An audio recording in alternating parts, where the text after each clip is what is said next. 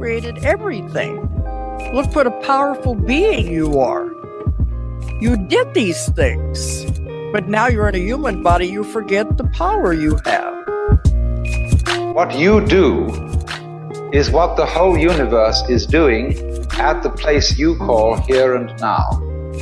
You are something the whole universe is doing in the same way that a wave is something that the whole ocean is doing. You're doing it. Doing what? Using your imagination. Welcome to Metamystics, where you don't know what you don't know. My name's Jonathan. I'm Sean. And tonight we bring back Lord Byron Jester for the Wonder Wednesday episode. Fan favorite. You know we had to do it. Hell What's yeah, up, dude. my dude? Not much, man. Everything's great out here in the great nation of Desiree. Nice. I don't even know what that is. But That's I like you're in it's not Nevada. It's where's it Utah. at? Utah. Yeah, I knew it was somewhere out there. Yeah, Desiree, that's what they were kind of calling the whole area out here, Mormon country. Okay. Right. Yeah. Well, yeah, I'm sure it's very interesting living out there around all those folk. I mean, to be honest, every time that I've ever been in front of a Mormon, they've always been the nicest people. Have you had that experience? Yeah. Well, they're nice, but it's not like Southern people where they're like friendly, like they're nice, they'll make small talk with you and stuff, but it's not like the South where, it's just one of those things. It's a different culture, it's where I live. They're a little more prejudiced against outsiders than some of the other areas around. So, but where I live, it's one of those things where you can be Mormon and not from Utah and it'd be okay. And to a lesser extent, you can be not Mormon, but from Utah and it's okay. But you can't be both not Mormon and not from Utah. Not from around here. Yeah. Kind of thing. Not even that long ago, a couple months ago, there was some old timer, one of those old school Mormons, Utah Mormons, that hates outsiders. And this people, I think they might have moved from California or something. But this dude straight up cut a hole in a tennis ball, filled it with rat poison, threw it over the fence, and killed their dog. Oh my God! Just to let them know they weren't welcome, And apparently that's something that happens out here. Wow. But not everyone's like that. Some of the people out here are super chill, But there's some old schoolers out here that, just don't take kindly. Yeah. Well, especially if they find out you're doing magic, I imagine I was gonna say. very much wouldn't be welcome. Oh, I know. It's so funny too. I used to think it was so lame. People that wore had tattoos of pentagrams are visible and stuff. And but after living here, I kind of get it now. I definitely see why people would want to represent. Just let people know, screw you. Right. You have any tattoos, Byron? I do. I got 2 goat heads on my chest. Oh shit! And then I have 666 and dice on the inside of my bicep. Yeah, I gotta let them know, dude. I was jokingly saying Satanist, and then you had to go 666. Yeah. Well, so the goat heads, because for the longest time, and it's still a trend now, but everyone would get nautical stars or blue jays or swallows right there on their chest, and I always thought it was so lame. And I was like, why don't people get something cool tattooed right there, like some goat heads? And then I was like, light bulb. I was talking crap when I was drunk one night, and then I went and did it, and it was great. Hell yeah. Dude. I mean, I can't really say anything. I got superheroes on my chest, so. Oh, there you go. Spider-Man and the Punisher. Those were 2 of my favorite superheroes at the time. Yeah. But hey, real quick, we also got those mind folds from Jamie Starwalker. Let's dude. go. So, Dude, that was such an awesome pod you guys did. oh, dude, it was so I fun. like that man. one. And one thing I want to say that, one really simple thing that I think really helps people tune into their clairvoyance, one of these simple little things that anyone can do, but start using your night vision, and stop using flashlights when you're out, and stuff, and just let your eyes adjust to the night. And for one, you can see better when you do that. And then 2, it kind of increases your clairvoyance a little bit. You mean night vision goggles?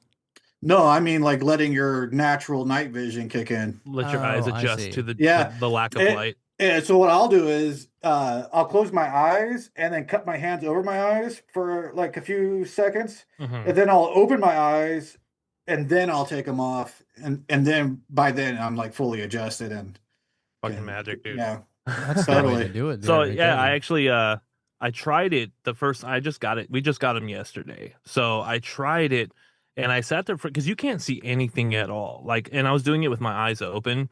And so as soon as you put it on, I mean you see absolutely it's pitch black, And right? people And still then stuff the eye holes in there.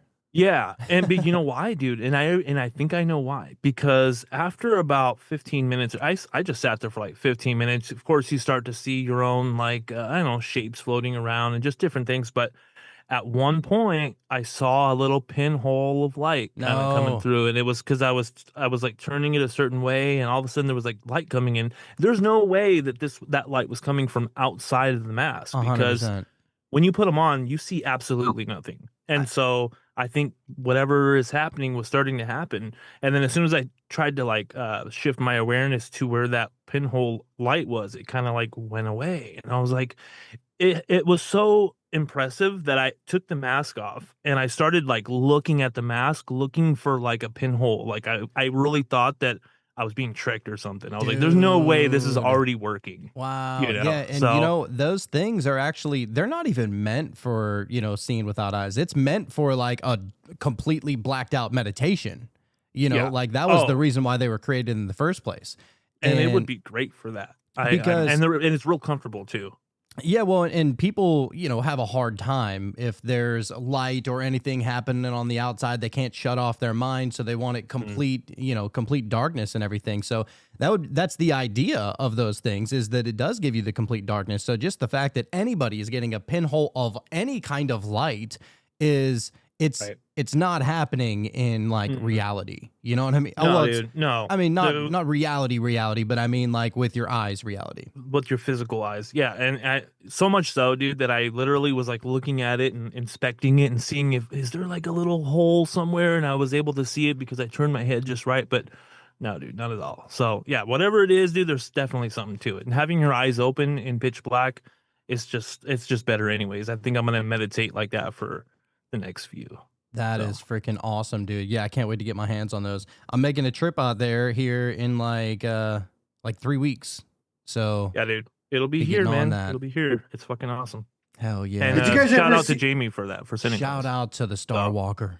the Star Did, Walker himself. did you guys ever see that experiment where they took these kindergartners and they blindfolded them and they spun them around a few times No. and then to see if they could pinpoint north Mm, and like almost all of them could. It was like 85% or something could, really? but it's something that you lose over time, and I'm sure public education and our diet and Oh, inoculations and all that for plays a role in sure. it. But yeah, like a lot of kids are have that innate ability to just find north. Oh, dude, you think about all the heavy metals that are in our body through many things, right? Not to even call out Yeah. one specific thing, but all the different heavy metals, and nobody's really doing any kind of purge. It's not even a common thing to have any kind of cleanse over here. You go to almost any other country, it's like like over in Brazil, I know for sure. If you go over to Brazil, there is like everybody knows to do a cleanse like at least once a month. Like for Mhm. Yeah. worms and parasites and heavy metals and all that other shit, right? But over Right. here, it's like, well, we live in the clean place. It's like, look around, dude. It's really not. Yeah. I was Oh, just gonna dude, say they must think that. people outside the West Coast don't even really drink water. Like it's nuts. That's something like that I kind of got judged for when I first moved here. They thought that I was like some snobby West Coast person because I wasn't gonna drink like tap water. It's like, dude, you might as well drink toilet water. Like, what are you talking about? Right. And Right. this is a desert. This isn't like the Pacific Northwest where it rains like 200 days a year, 250 Mhm. days a year. This is a desert. The water is not very good here, and I just Right. couldn't believe it. I'm like, you guys live in a desert and you don't drink good water? Like, Mhm.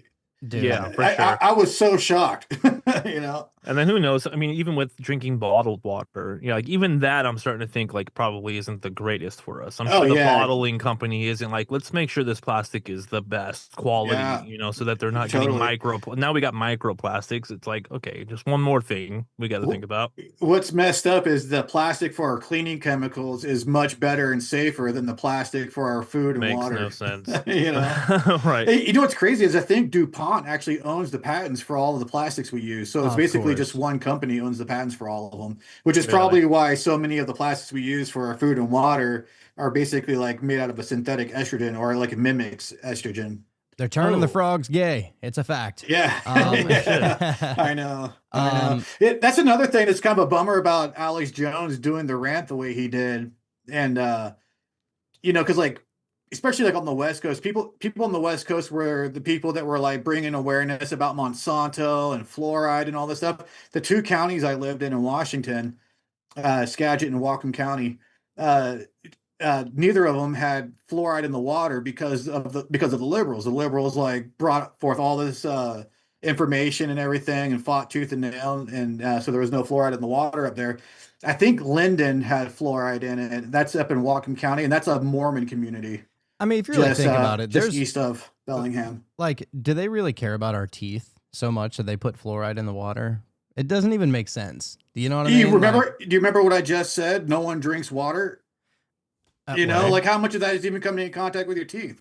You're Mhm. absorbing it when you take a bath and you take a shower, Yeah. and yeah, it's terrible. But if Alex Jones didn't do that infamous rant, I think a lot more people would have been exposing atrazine. Because no one even knows what he was talking about. No one even knows what atrazine is. They just think of turning the frogs gay, which they immediately compute as like being gay isn't natural or you're hating gay people. It's just this. The same people that would have exposed that are the same people that completely shut it out because of him, because of the way he Yeah. delivered the message. Well, that's the chemicals that they spray on the crops and the bugs and all that shit, right? That's what's the atrazine is made of. I Yeah, think. I forget if it's a herbicide or a fungicide. I think it's a fungicide, but it could be an herbicide. But yeah, apparently it's the number one contaminant in our water. I don't Really? even doubt Yeah. it, dude. Yeah, it's crazy. Well, it does sound scary. And speaking of scary, this is the Halloween episode. So It this is is. the reason why we decided to go full on Lord Byron Jester, because he brought up a few short months ago Walpurgis Knot and said, I actually think that Walpurgis Knot is the veil is a little bit thinner on that day than it even is Halloween. I mean, is Yeah, it a I lot wouldn't- thinner or what? I wouldn't say the veil's thinner, but I feel like I get my best results on that day. Interesting. Right around then. But I'll say this, man. Since I've moved to Utah, like I'm really high up in elevation. The air is really thin. The sun burns completely different. And living up here, there's a completely different color spectrum that the sun gives off. And right as soon as like, I want to say like right around 10, 11, 10, 13, like right when the leaves really started turning color and getting ready to fall off, man, it looked so golden and so beautiful up here. Like I said, it's a different color spectrum because the light rays hit different when the air is this thin. Oh yeah, Right. dude, it's so That's cool. Like awesome. especially this time of year, during the fall time, it is. I could really feel that energetic shift, this year more than any other year. I could really feel it this year. It was amazing. Yeah, it's something about it makes the air a little bit thinner, and it's not holding so much moisture and everything. So the sky's a little bit more clear and everything too. And yeah, it's just my favorite time of year, dude, is the fall. You said that you felt Yeah. the shift even more so this year. Do you have any idea of why? What would be the reason for that? I think part of it I was just paying attention to it because like so in Western Washington, there's not a lot of like hardwood trees. It's pretty much all evergreen, Mhm. so you don't really get like those beautiful fall colors like you do like here, especially the East Coast. Like some of the small towns, especially like small towns on the East Coast, where you have like those old brick buildings and all the leaves start changing color, just feels so magical. Mhm. But for whatever reason, I just really notice it this year more than any other year. I noticed it this year. I could really feel the shift, like at the day that it shifted, I could really feel it. something Byron, about it. I think there's something to the smell too, like just the smell of the air Yeah. itself. You know, I'm in Phoenix, and so we don't get a lot of. It's hard to even tell that it's almost Halloween time for the most part because a lot of the plants that do live here are just, you know, the same color all year round. You know, they live here Yeah. because they can survive here with the lack of water and everything else. And so, but I can definitely tell, like when this time of year is coming, it's just I don't know, the atmosphere just feels and smells different. Yeah. yeah, Yeah, it's there's a awesome. different spiritual energy in the desert too, man. That's another thing. The desert feels completely different. You know, Mhm. I'm finally getting over not being close to the water because I grew up on the Eastern Shore in Virginia and on like military bases for the Coast Guard, and then on Western Washington. So I've been on the water like my whole life, and it feels so weird to be landlocked. Right. It's finally starting to feel normal now. Yeah, you'll get used to it, dude. Yeah. Whenever we visit California and we're starting to drive back home and I can smell like that desert air, you know, I'm like, Yeah. like I don't know, I just love it. Speaking Yeah. of the I'm digging desert, the desert. speaking of the desert, Byron, have you ever gone out into the desert by yourself and done psychedelics? No, but we should do that. Yes, should we do that. No, we should totally do that. That's a great idea. I was Yeah. thinking about it whenever he was saying it. You know, what was it last week or a couple weeks ago? The guy that we had, and I was like, it sounds cool until like a fucking cobra or like a coyote comes up on you. Then and then you're tripping on top of it. That would Yep. probably scare the shit out of me. But I don't Yep. know. Maybe you just get Yeah, I'm inside trying of well- to pet it and it just gets weird real fast. get inside of a Trying tent. to bet it, yeah. Yeah, we have rattlesnakes here, but where I'm at, I haven't seen any. But apparently, like sometimes in the summer, they get ran over a lot because they'll start like kind of like laying on the pavement Mhm. for that extra warmth, because Yeah. they'll kind of like retain that heat, and Mhm. so a lot of people run them over. I found this dead snake. It was like a giant. It wasn't giant. It was probably like 2.5 feet long. But it was kind of thick though for how long it was. It was green, really brightly pretty color green. Someone killed it right behind my house, and but apparently that I forget what it's called, but that snake apparently eats rattlesnakes. So that's a snake you don't want to kill. That's a snake good you one. want around. Oh, right. Yeah. But I was thinking about getting some rat shots, and just carrying, just bringing my gun with me with some rat shots, Right. Yeah, Well, dude. I'm glad you'll be there to protect us, dude. You know, Yeah, yeah. if Just we do go out there. bring See, your so this is wizard something I've lore. been wanting to do for a long time, and everyone tells me it's a bad idea and I shouldn't do it, but to eat some acid and shoot some clay pigeons. Just pull and just seeing the tracers from the little clay pellets, boom, boom. God, that'd be so fun. The way you everyone said everyone says like, no, you totally shouldn't do that. And I'm like, I think I'm gonna do it. I'm gonna do it. why not? Probably be You pretty know, damn magical. Yeah, I think it'd be pretty amazing. And you're only gonna do it for a few minutes and get bored with it, and then Yeah. I can just imagine though what that would be like hanging out with Byron in the desert doing something like that. And then he starts doing some magical spell, dude. Like I can you would, too. imagine just the vibe of that whole situation? Yes. Yeah, and I also have I have some hand drums and I got an acoustic guitar. Oh my god. And one thing I like to do with my hand drums too is I bring my hi-hat from my drum set, and so I'll play the hand drums. I'll have two of them, and then I hit the hi-hat, so it almost sounds like a full drum set. It's pretty rad. Nice. Oh Yeah, yeah, dude, that'll that'd be send great. you. And just out of curiosity, Byron, how far away is Sedona from you? I have no idea. Might be worth the drive. I think that's the place to be right there, baby. Well, so I'm on the northeast side of Utah. I'm just like right below Wyoming and right next to Colorado. So I pretty much just have to drive south to get to Arizona. But where I'm at, I think it's all just like highways and they're all kind of like interconnected. So it's not like an interstate where you can just drive down really fast. Because right. I think it should be like a 3-hour drive, but I think it ends up being like a 4 or 5 hour drive. Oh, what's that's not too what's the bad. name It's of the not bad at town all. you live in? I'm in the Uinta Basin. UINTA Basin. Base. Yeah, we're definitely planning on making a trip at some point. Yeah. Sooner than later, but whenever that happens. But yeah, when that happens, dude, we'll let you know, man. Oh yeah, We'll and get a bunch of us down there. EA, he's down in the southwest, I think, side of Utah. So we could all meet up, and I think JS and Layton will come out too. Dude, The that's a good Alchemist. 9-hour drive for you. Is it Is it 9 hours? Yeah. Holy I mean, that's shit. doable, but man, I'd be haggard after that. Yeah, you might have to Shit. come out the day before. Dude. Just get a hotel. Oh, I know, man. Dude, like you get these like kind of like road hangovers when you drive long distance, Yeah. man. It's just real.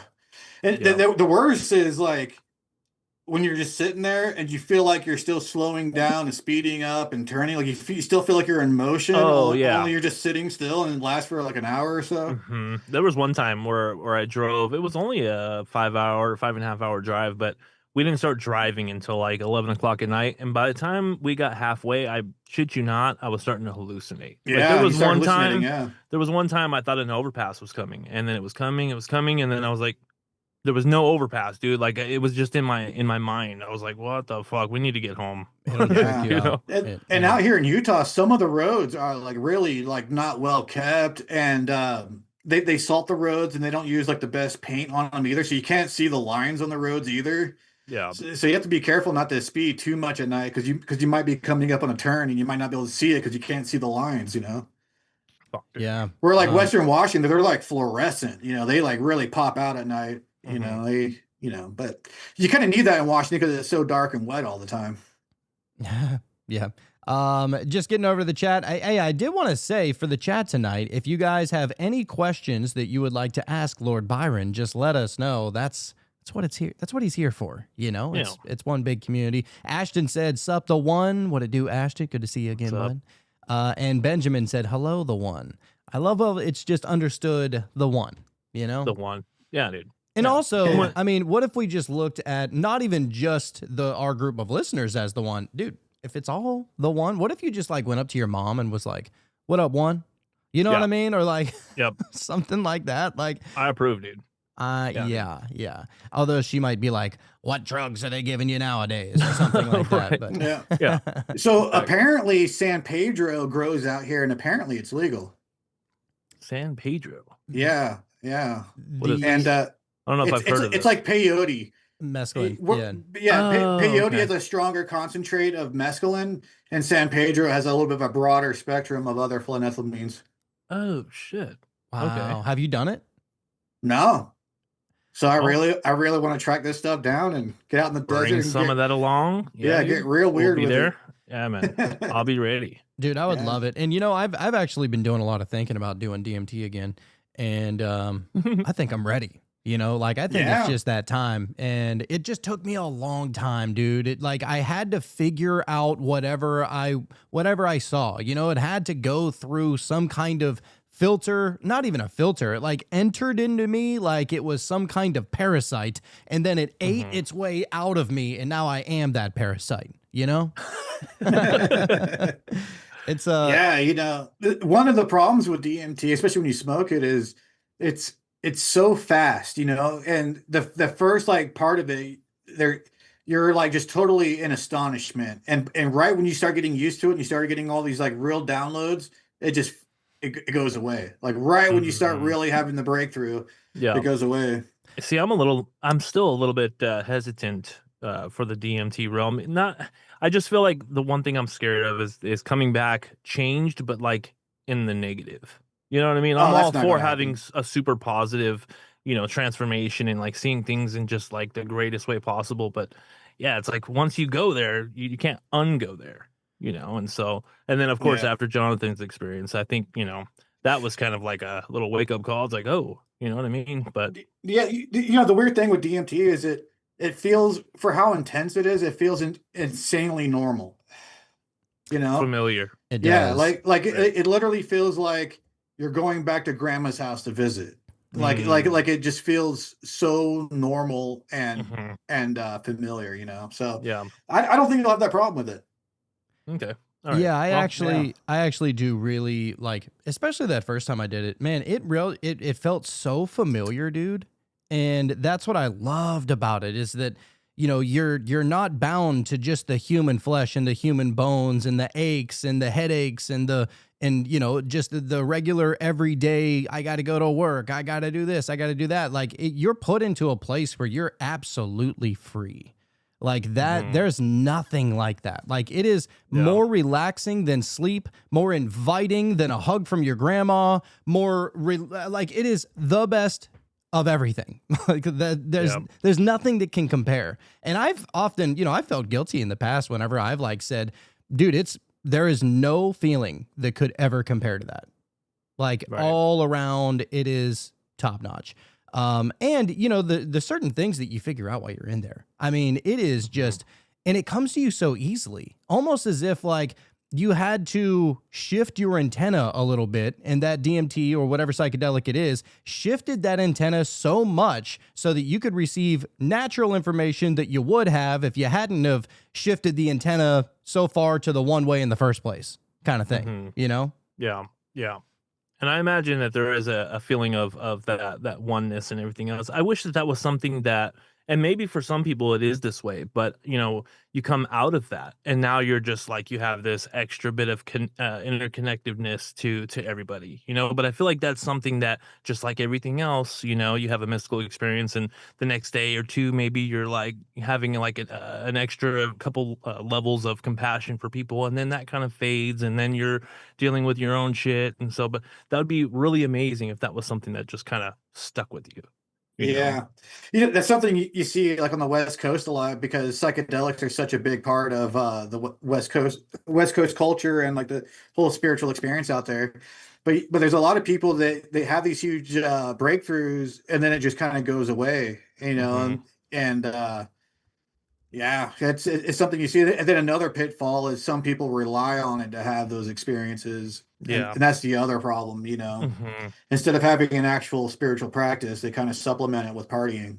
Right. So you kind of think you're becoming more enlightened than you are, and you're probably more enlightened than some miserable person, But I think.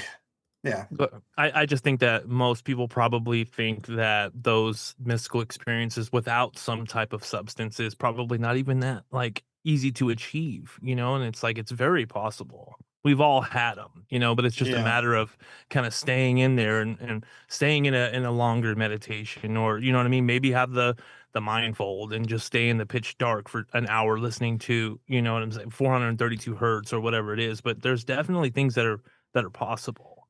Dude, it's just hard to get the good information. It's hard to find, the spiritual scene is just so oversaturated with crap. Everything's oversaturated with crap now because of the internet. And it's just hard to find the good stuff, and then how many people can afford the time to put in the work? That's the other thing. Most people are just broken down from working and, family and all that. Well, as far as the good stuff goes, I feel like the good stuff is the experience that you yourself has. You can listen to Jonathan or Byron, about your own experiences and this and that, but it's like the experiences that you have firsthand, that you experience, that for a fact is real, and that it's almost hard to explain, though. That's the good stuff. And that's across the board, any religion, any culture, whatever it is. Dude, I tell you what, speaking of that, there is I think it's a TikTok or an Instagram. It's an Instagram channel, and it's become one of my favorites. It is called Trip Whip Acid. Okay. But dude, every time I listen to it, there's this guy that just talks about all like people that have these crazy breakthrough stories. And I listened to this one earlier today, and holy shit, it is so crazy. So this guy, he took 5 grams of mushrooms, right? And he had one of the craziest experiences ever even remembered, let alone told. So let's check it out, dude. Reports I've ever read, because it's a perfect example of how mushrooms can change your life forever. This was the author's highest dose he'd ever taken, which was 5 grams, and for it he decided to meditate in silent darkness. Going into this, he said he was confident and had no fear, but that wasn't going to last long. After meditating for about 20 minutes, he felt the effects kick in, and according to his wife, who was in the other room, it was at this time that all of the electricity in the country completely shut down. Suddenly he was thrown into a state of nothingness. This might sound frightening, but he said he realized this was his real self. himself, which felt something like infinite love. The author says he realized that he was the creator of his sober reality, and his sober world was just one of infinite possibilities that he could have created. With this, he said he realized he could manifest any reality that he imagined, and so he did just that. He began creating alternate versions of reality, and somehow was able to experience living multiple lives in real time simultaneously. Apparently, he continued creating these worlds and then living inside them for what felt like centuries, and that's when things took a turn for the worse. While living out these lives he was manifesting, he would remember that it was all his creation, and everybody in it felt imagined. He began to panic because no matter what reality he created for himself, he couldn't shake the terrifying feeling of deep loneliness. Everything he'd ever experienced, including his sober life, seemed to be a product of his imagination. Suddenly he woke up and was unable to see. The trip seemed to be over, but something had gone terribly wrong, leaving the author blind. He says he continued living out his life as a blind person, but when he realized that this side effect wasn't going to wear off, he was overwhelmed with regret and panic. This overwhelming feeling caused his reality to dissolve, and he returned to the infinite void, where he realized he was still inside the trip. But that's when, he says, he experienced the scariest realization of all. Because he'd become something like God, and God itself cannot die, he would be forced to live in this state for the rest of eternity. After apparently spending centuries in this state, he finally had an idea. He remembered his old life before the trip had started, and he decided he'd manifest it again. But this time he'd do everything he could to forget that he was the creator. First he created light, then manifested the room that he'd started tripping in, and finally his wife appeared before him. And rather than feeling empty or imagined, she seemed to embody the energy of God as well. As she helped him out of the room, he was doing his best to act normal and pretend that he hadn't manifested this world. But when he left the room, other than his wife, there was nothing but emptiness. Even his body didn't exist. The vividness of this world was fading, and he could feel himself returning to the void. He quickly imagined his body as well as the outside rooms and focused all of his attention on the objects that he'd created. The more he focused, the realer they felt, and he could feel what he called his real self fading away. And once he'd completely returned to the world that he once knew, apparently all of the power in the city returned and the lights in the house turned on. He was left with an overwhelming feeling of love and a belief that infinite love is so powerful and deep that it can't be handled if you have fears, attachments, or any negative aspects in your subconscious mind. He ended by Dude, Oh my god. is that dude. crazy or what? You know the feeling that you get right before you take some Foreco? Like, you know it's gonna be fun, but you're still a little bit nervous, Yeah, right? Like, yeah. that's the feeling I got just listening to that story, dude. I know. Like, can you yeah. imagine, like, waking up finally and you're blind? You know what I Dude. mean? You think that you're out of the trip, and then you're who knows how long it felt like he was in that state before he And- went back into the void, and then, you know, everything else played out. But And that was just 5 grams of mushrooms. oh my god. You know, so dude. that wasn't even like DMT or anything like super crazy. And Wow. so yeah, it's pretty crazy. But I also thought that it was interesting because it said that the guy that experienced that, he was an author, so he was writing books and all this kind of stuff. So you imagine what is already going on in his mind on a regular basis, and then whenever he gets there, he convinces himself that like all of the things, right? Like he convinced himself that reality didn't exist and he was just making everything up, and put himself in the void for centuries, and then literally convinced himself that he was blind and lived that way for forever. And it was like, Right. man, the craziest things happen, dude. And Oh I don't my know what it God. is. I think that, I don't know. Byron, what do you think that there's a little bit of a mix of the subconscious with the mushrooms that you're coming in contact with? Like, how do you think the psychology of all that works? Yeah, I mean, it's definitely your subconscious. Yeah, is definitely playing a role in it. But you know, I think some of the experience is external. You know, especially with DMT. You know, Mm. so I don't think it's just your subconscious when it comes to some of the stuff. You know, I think it's the greater part of the realm. Yo, I Yeah. agree. I think that whatever's going on in a psychedelic trip is the same exact thing that's going on in a dream. You know, if you Yeah. really think about it, like it's very similar as far as, especially the deeper ones like that, where you forget that you're even a person and you think that you deleted the world, and you know what I mean? Like, or people that go on these wild journeys or whatever they do, right? Like even with us, whenever I've done that Foreco before, there's been times I'm going into like, I don't know, some kind of tunnel, but it's so geometric and it's so exquisite. Like it's so perfect. Almost like I don't even know, like a Mandelbrot set, but times 1,000. So much so that it almost feels impossible that your brain is making that up. You know, like come out of that trip, try to recreate that, try to draw that, try to explain to somebody what that was like, and you can't even do it. Yet when you're in that feeling, that space, it's just effortless. You know, it just seems these impossible places. Yeah. Just, You ever I had don't know. anything like super crazy like that happen on a, I mean, you're very famous for saying, you know, if you don't do DMT 40 times, then you're a bitch. But, Right. I mean, Yeah. what is one of the craziest experiences that you've had on that, Byron? I mean, I've had a few. I've had a few, but I remember that this one night, it was the first time I ever like binged on it. And so I did it like repeatedly throughout the whole night, which you kind of have to do because I mean, like when you trip on like mushrooms or acid, it's like 6, 7, 8 hours. Yeah. DMT only lasts a few minutes, so if you just kind of keep doing it, it's almost the same as like a regular trip by that point. But so I remember, man, like I'm sleeping, finally pass out, and my third eye had a little bit of a headache too, man.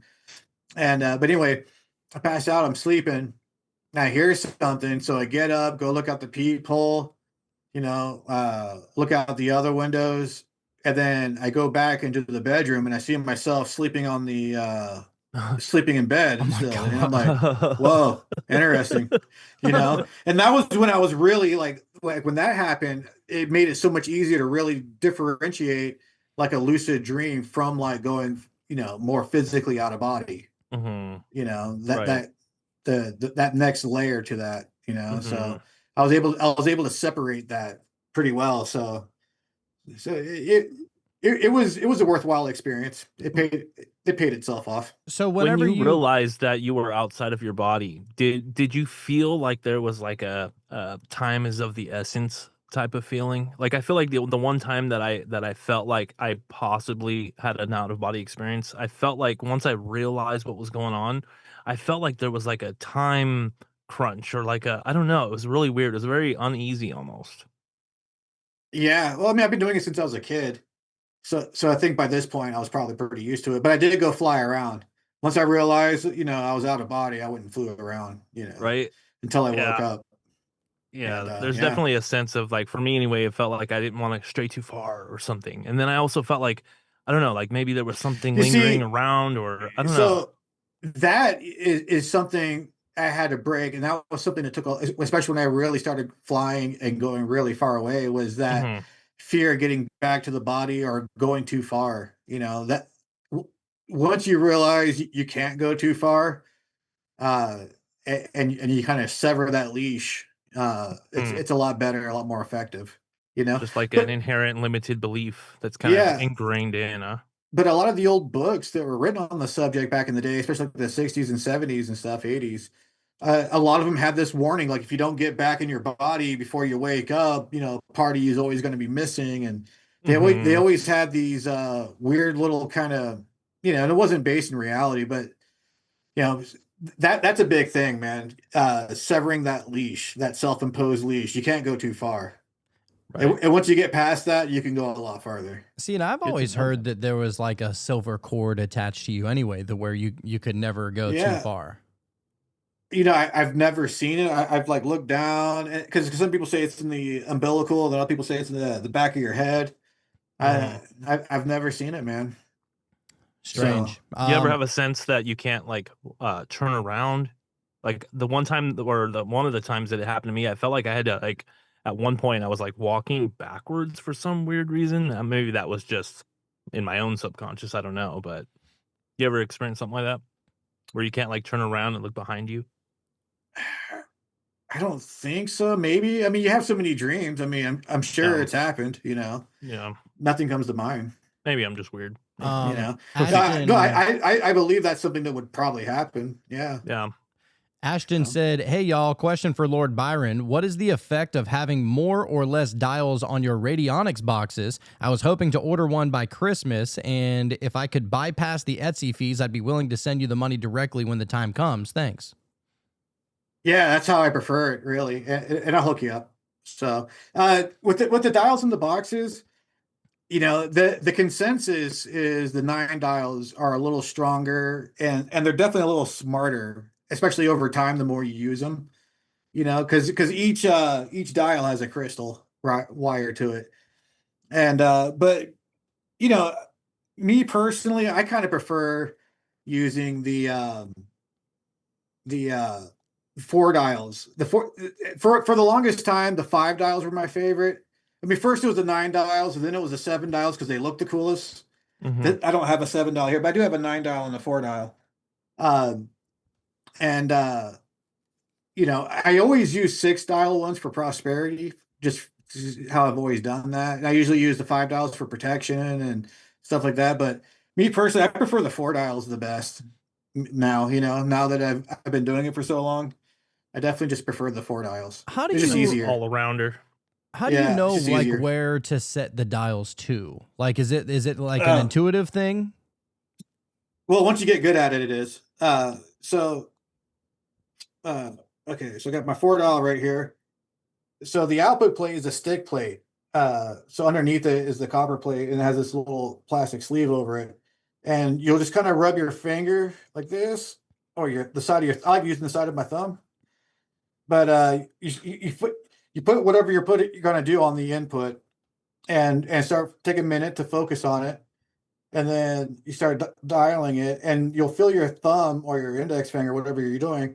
You'll feel it kind of skip across the surface, almost like the side of a balloon. Like the friction. Yeah, yeah. It'll just stick basically, and you'll just feel it skip across the surface, and then you just go and dial the next one. I'm not even trying, and I'm still getting a stick. There you Dialed go. in, dude. Yeah, dial it. Take whatever represents the target or yourself, put it on the output, and turn it on, and just let it go. Just let it rip. That's awesome, dude. I don't have one. Yeah, but I like incorporating it with magic. Like I if I'm gonna do like a spell, I guess I don't really do spells, but I'll program a visual candle on the output plate and just let it charge for like a whole week. So like I say, I'm going to do something for prosperity. I'll either do it on like a Wednesday or a Thursday or maybe a Sunday, but I'll just say Thursday for Jupiter, right? So I'll usually set the box on a Thursday and probably on the hour of Jupiter, maybe not. And then I'll take it off and use it for whatever spell I'm going to do, or ritual I'm going to do on the day and hour of Jupiter. So I like to go for 1 week, which for Jupiter is Thursday. And so on the box, you got the 2 panels right there up at the top that you were pointing to. Which one do you put? Because you said that you typically like to use like the Sun Tarot card on one of them, right? Yeah, I like using tarot cards in general because they already have like they're based on like basically an element of the sky clock and a force of nature and the human psychology. So everyone's in the tarot, even people that aren't really into magic or a lot of spirituality. Everyone has a tarot deck laying around. Yeah, some people have like 20. That would be me. And Jonathan's on his way.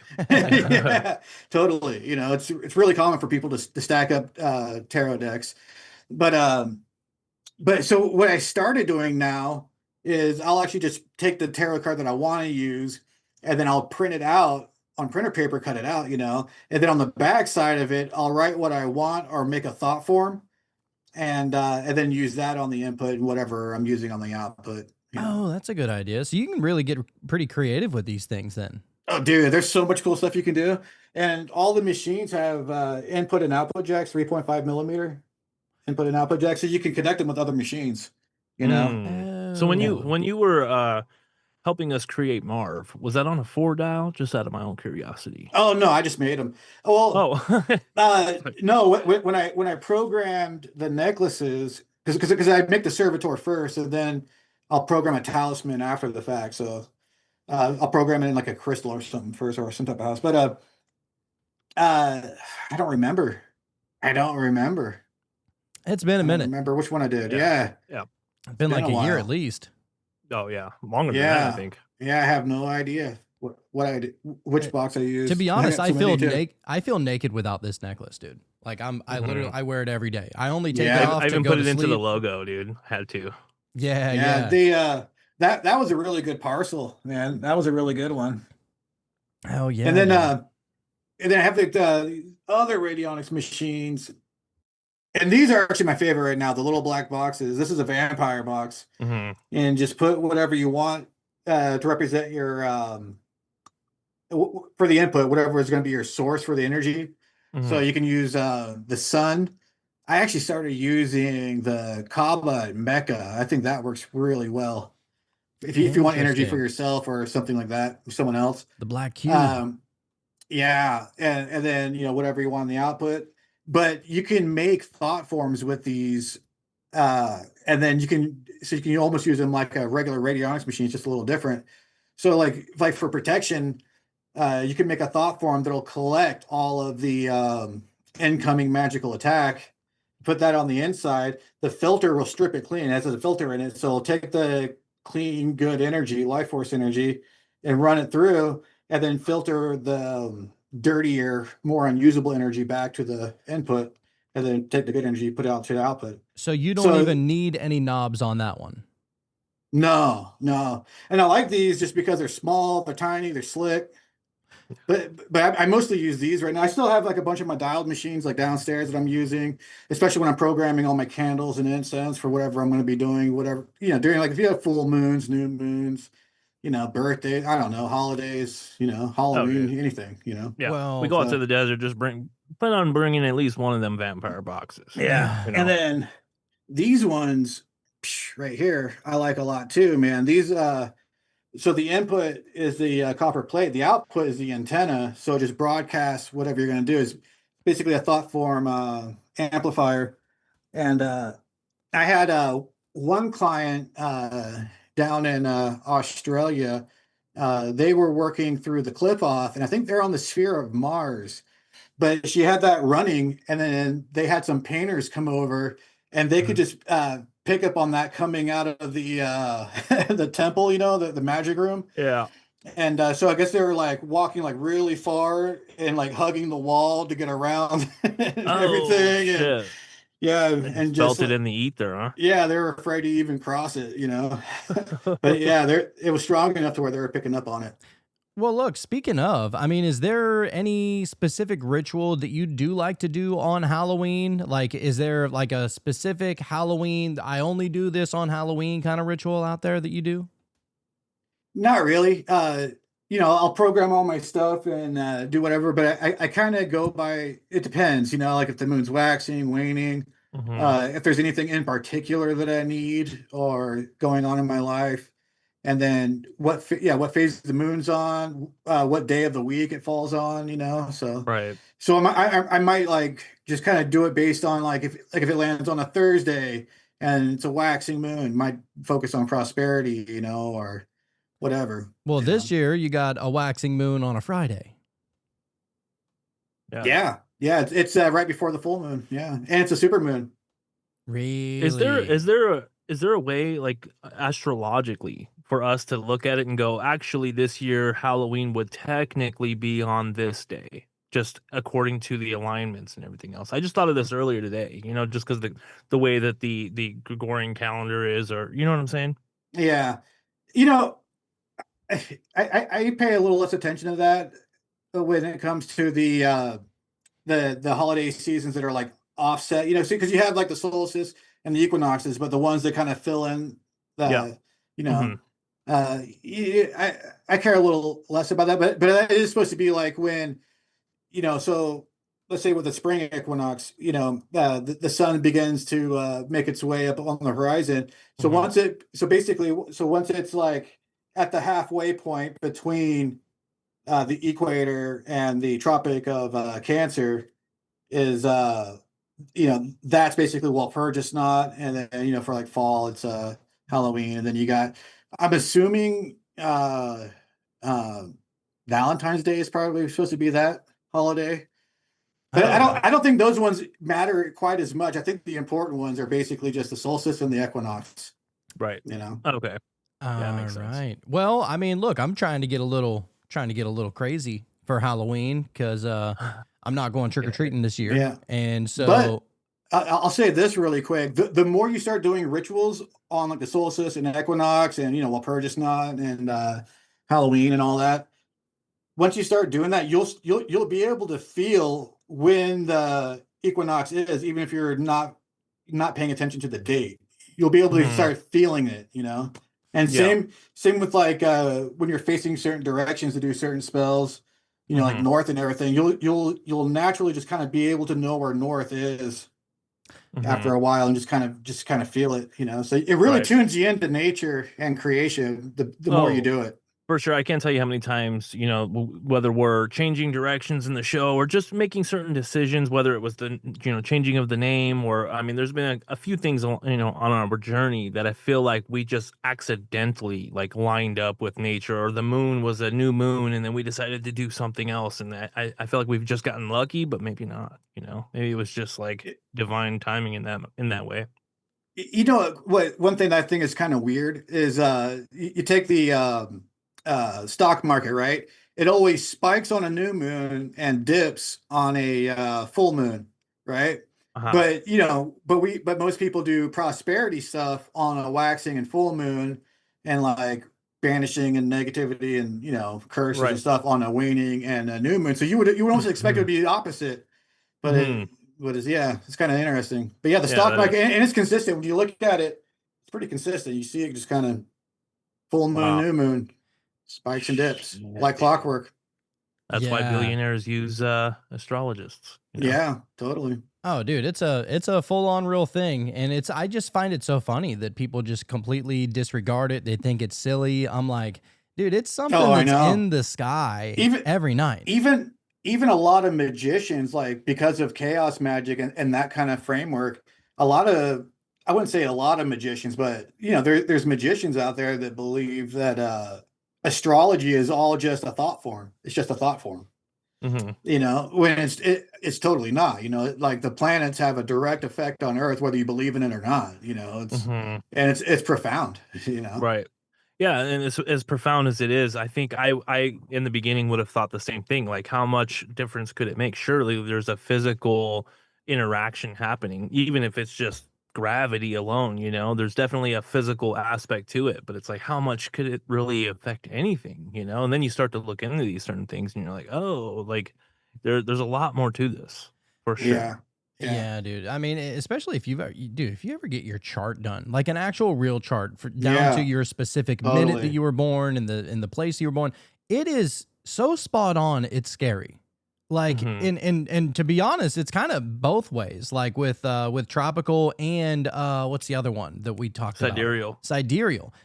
Dude, I mean, they're both. And some people will say, well, your tropical is your outer world and sidereal is inner world. I don't know. What are your thoughts on the difference between tropical and sidereal astrology? It seems like the mass events that are planned. It seems like they're going by Zetetic or whatever. We're not Zetetic. What's it called? Sidereal. Sidereal. It definitely seems like the mass events are planned to that calendar more than tropical. But I think tropical is pretty relevant. I don't think there's really much of a separation. I think you should probably pay attention to both. But tropical is insanely accurate. It's insanely accurate. If you think about it, I mean, even though like I'm more of a fan of sidereal, I think it makes the most sense. It's looking at the sky as it is now. Whereas tropical, it's based on a calendar that was 2,000 plus years ago, right? But the way I kind of look at it is it's almost like its own built-in egregore of understanding whatever those, whatever those constellations were in the sky. That's almost built-in egregorical. You know what I mean? Like, does that kind of make sense? Regardless of where everything is in real time as of right now, right?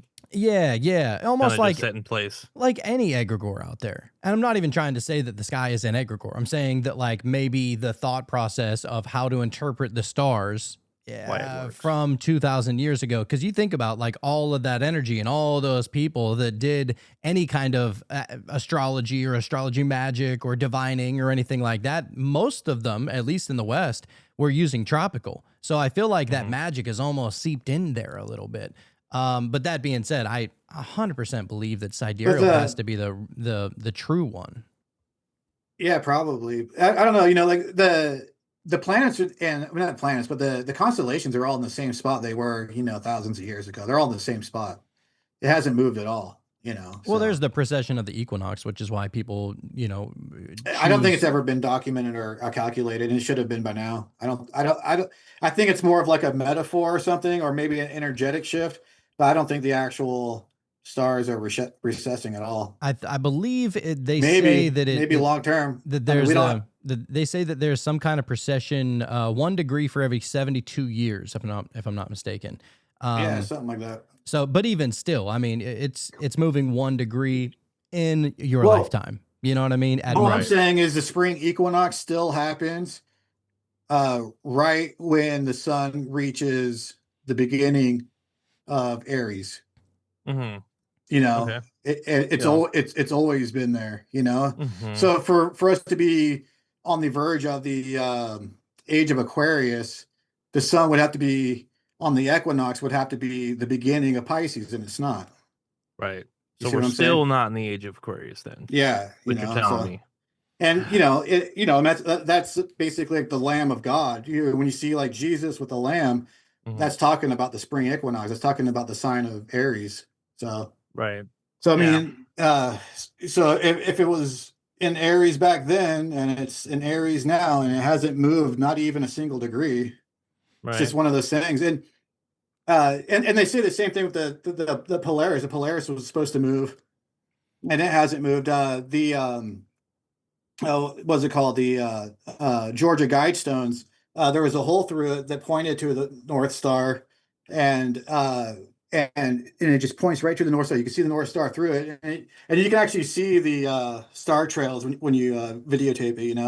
Well, before they blew it up, but the amount of time that that setup had been there, the Polaris was supposed to shift just enough to get it out of that hole, and it was still in that hole.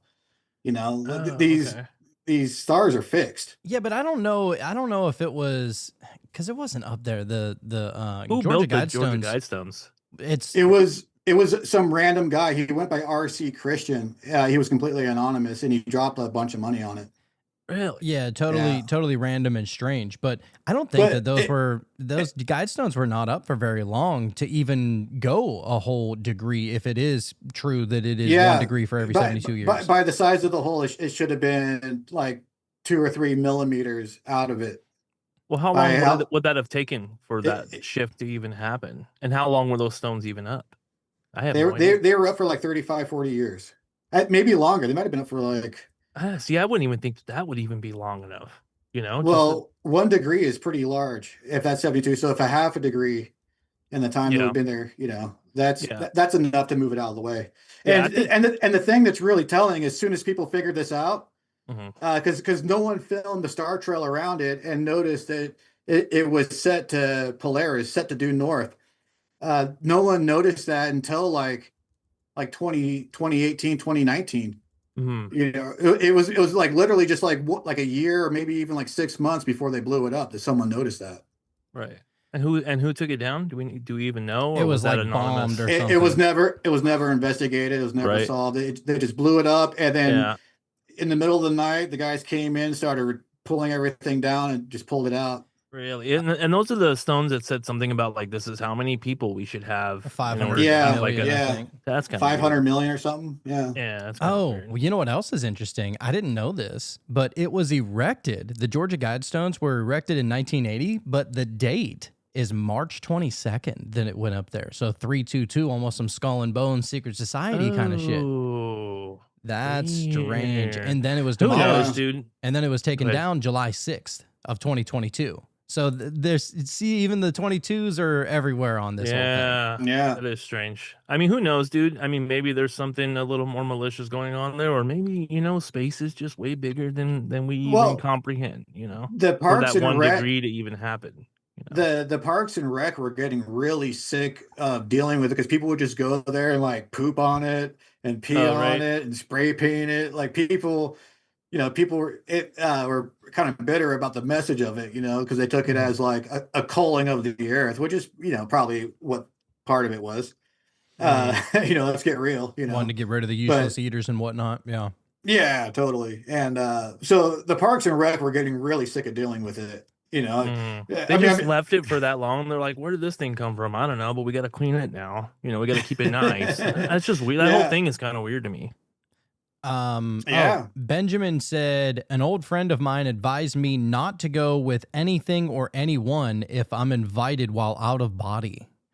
Whoa. Have you ever seen Oh. anyone or anything out of body? Like anything outside of yourself and your natural surrounding? Me? Yeah. Yeah, absolutely. One of the more profound times, because this is before I really started taking it serious. I was down in California. My buddy was getting married. I was staying at his cousin's house, and this is in not too far from uh, what's it called, Laurel Canyon, right? And so I'm sleeping on the floor. There's this guy sleeping on the bed. The mattress on the floor, so our heads are kind of close, like level to each other. But so I'm going out of body, and this almost looked like a 1920s, 1930s, 40s, maybe even 50s, maybe not quite 50s, maybe like 30s or 40s. This guy in like a black trench coat, right? Is what it looked like. And he was an outside entity. He was external, and this is different than a lot of random entities you come in contact with. This guy had like an he an objective mission. He was like almost like, I don't know what he was trying to do, but anyway, he came at me, and we kind of got into it, and that was that. But so I don't really think Kind of much got of into it. it. What do you mean? And that was that? Like, what did you get Just into?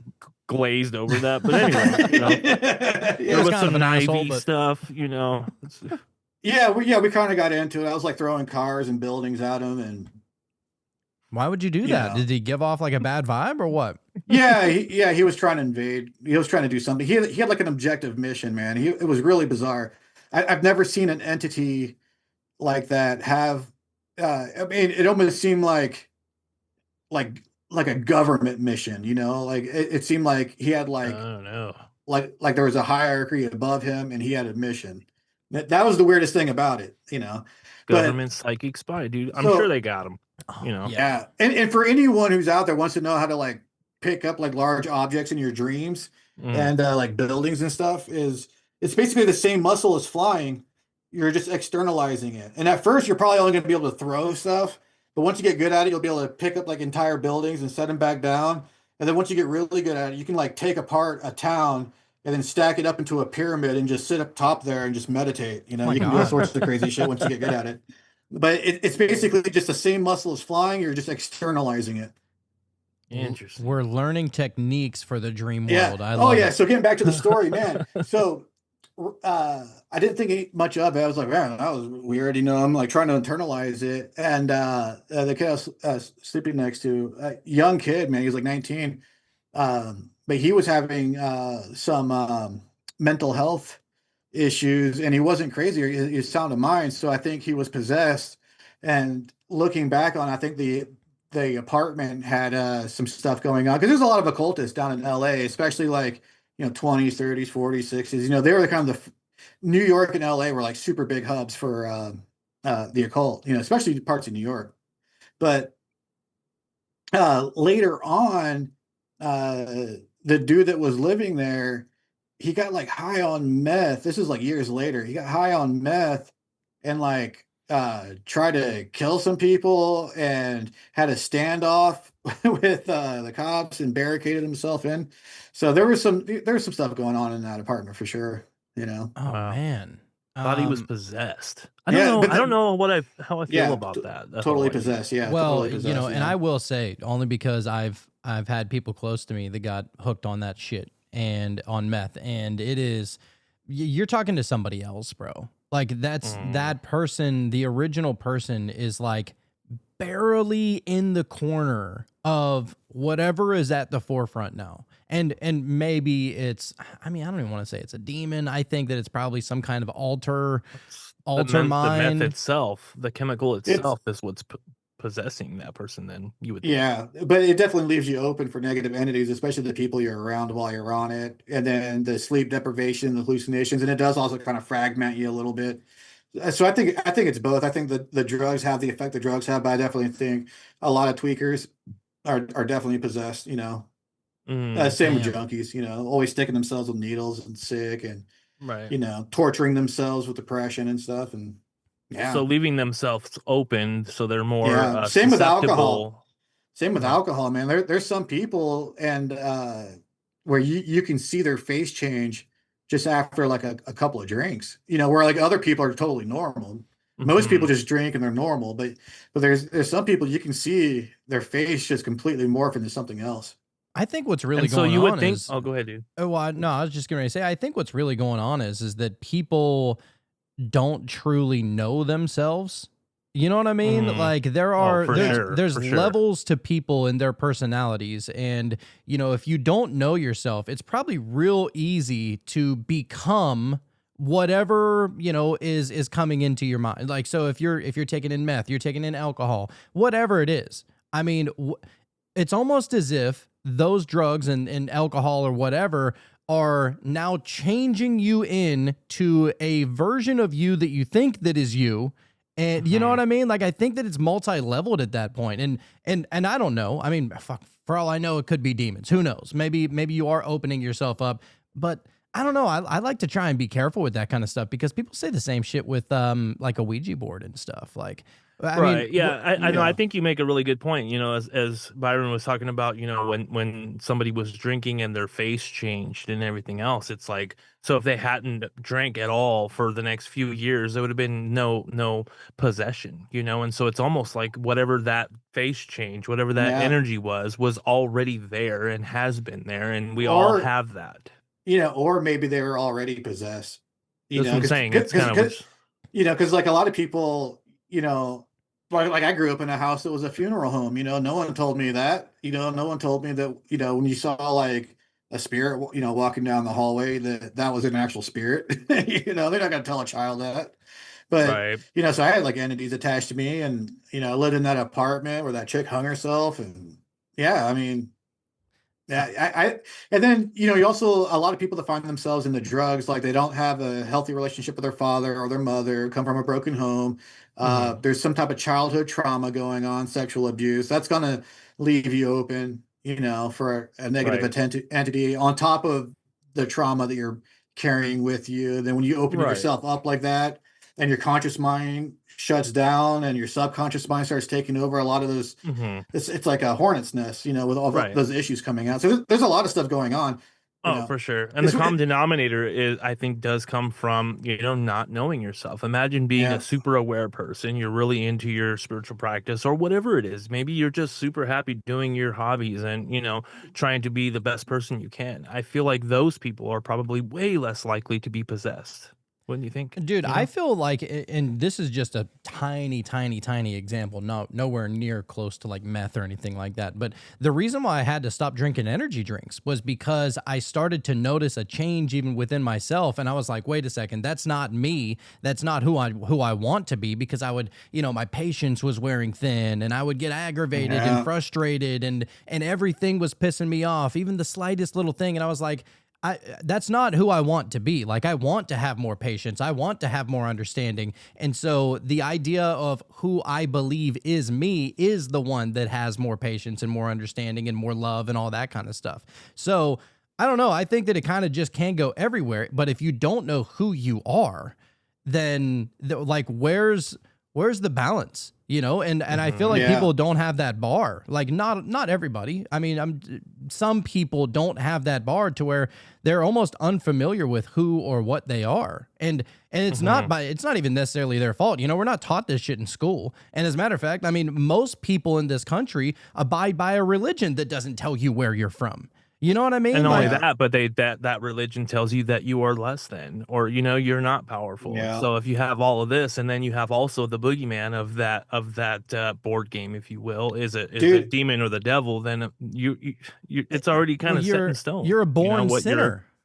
Dude, Right. it Exactly. sucks, man. Like those kind of like Christian narcissists, the type of Christians that people just find annoying, like it's such a problem in the truth community and the way they alienate people and attack people. Because like most of those super truthers that are like trying to like do hit pieces on other truthers and trying to bring them down and call everyone shills and all this stuff.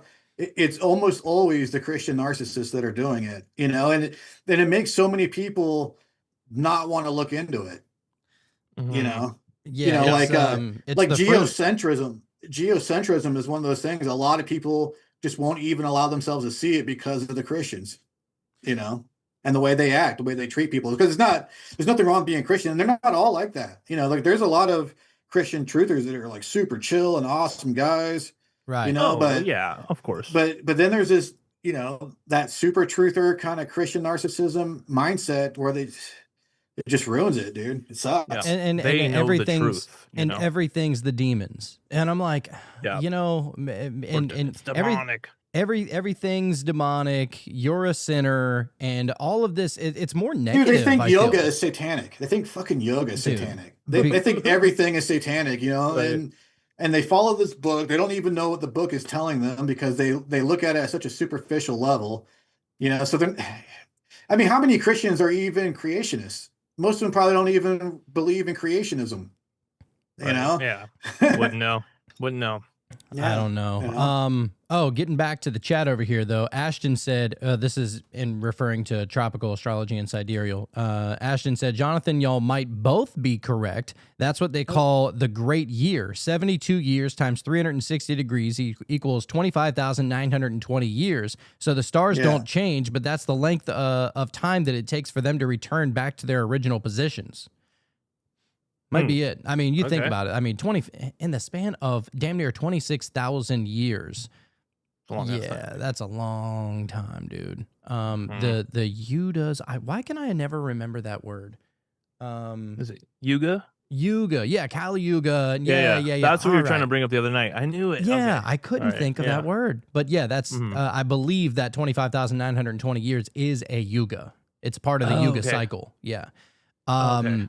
Like- Benjamin said, my friend was a heavy occultist. He took the invitation while out of body, wouldn't talk about it after that, did meth in waking life. He ended up stabbing and killing my other friend a few years ago.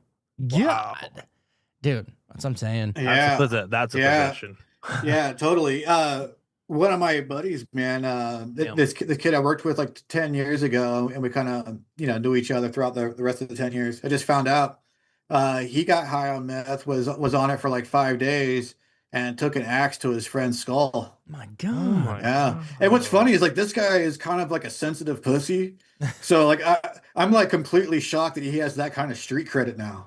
Probably didn't even You know, do DMT. not- If he would have not done to- DMT, that probably wouldn't even have happened. Yeah, not to like undermine how unfortunate the situation is. I'm just saying, like, Right. wow, dude, like he's got some serious street credit now. Well, Jeez, I guess. Well, and But speaking yeah. of that, Benjamin said, meth is a crystal. We know crystals have power, right? Yeah. That's a good great. point, man. Yeah. That's funny. I don't know about that. Yeah, dirty stuff, man.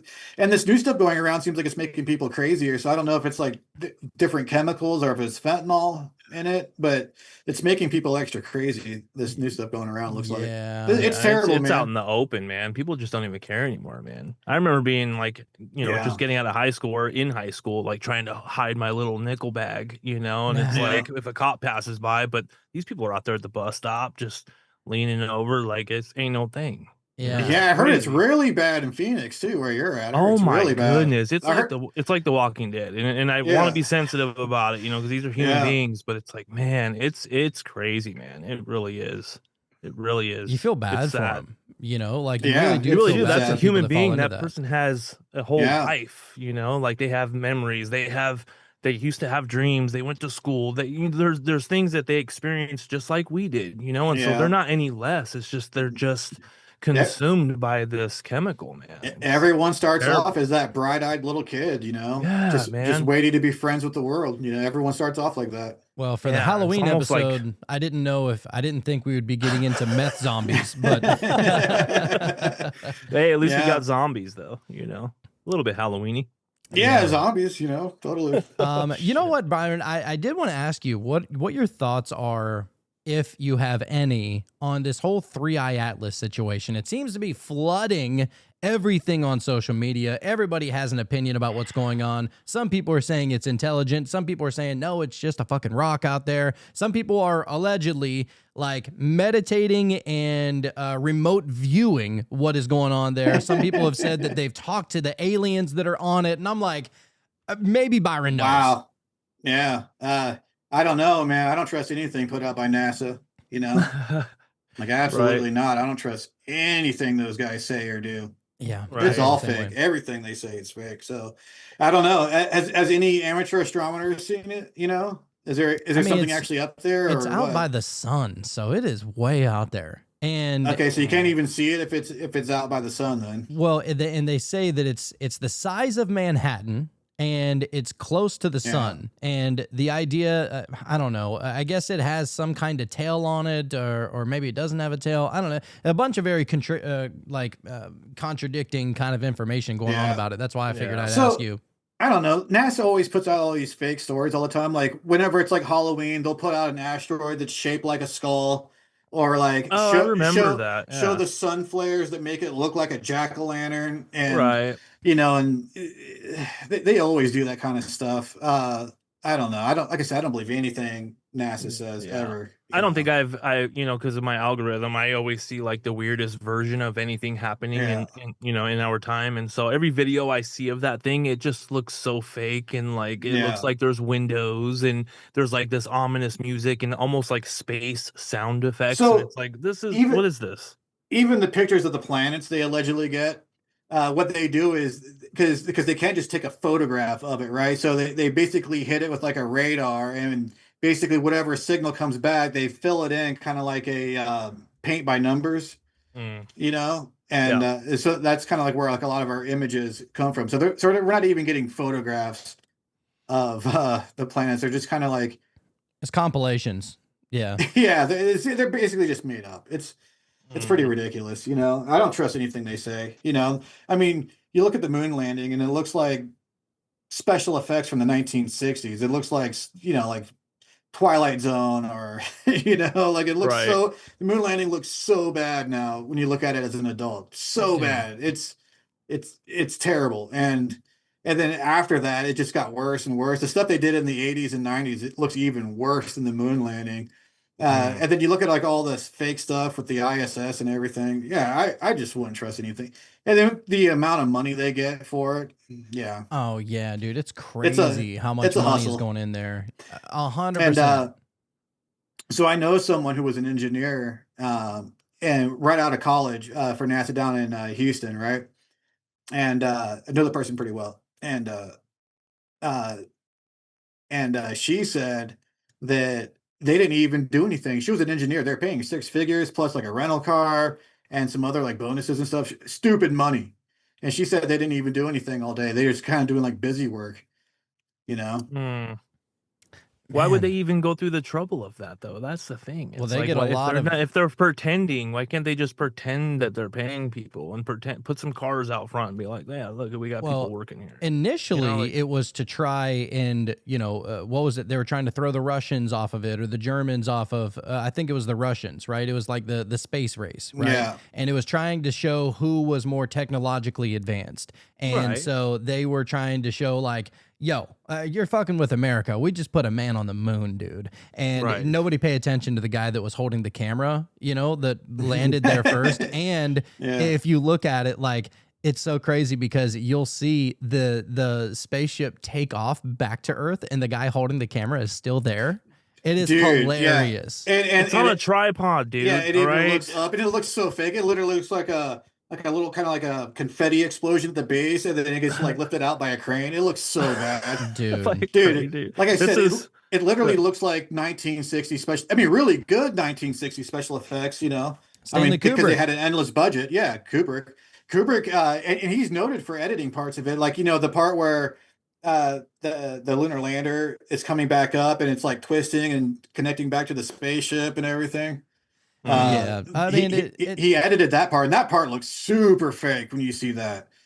I mean, it's so bad, man. Oh, dude, I what still was kind of it want the like- moon landing to be real, to be honest with you. You know what I mean? Like, I don't know. Yeah, It's like Yeah. if someone came to you, Jonathan, back when you were a kid and was like, wrestling's not real. You know what I mean? Like that's what that is to me. Yeah. It's like, man, Well, I wrestling's hope- a I lot hope we more did real than the go. moon landing. I'll tell you that right now. 100%. Yeah, yeah, totally wrestling's agree. a lot more real. Dude, I'm not than the even moon landing. convinced that the moon is a physical place. As No, weird. dude, No, and it produces oh, its no. own light, man. You can take a laser thing, like we had one at my work, and I checked everything, dude. Like the moonlight is always colder than the shade. Doesn't matter what type of material, what type of stuff. The moonlight's always colder than the shade. Yeah, there's You something know, so and then strange check about this that. out.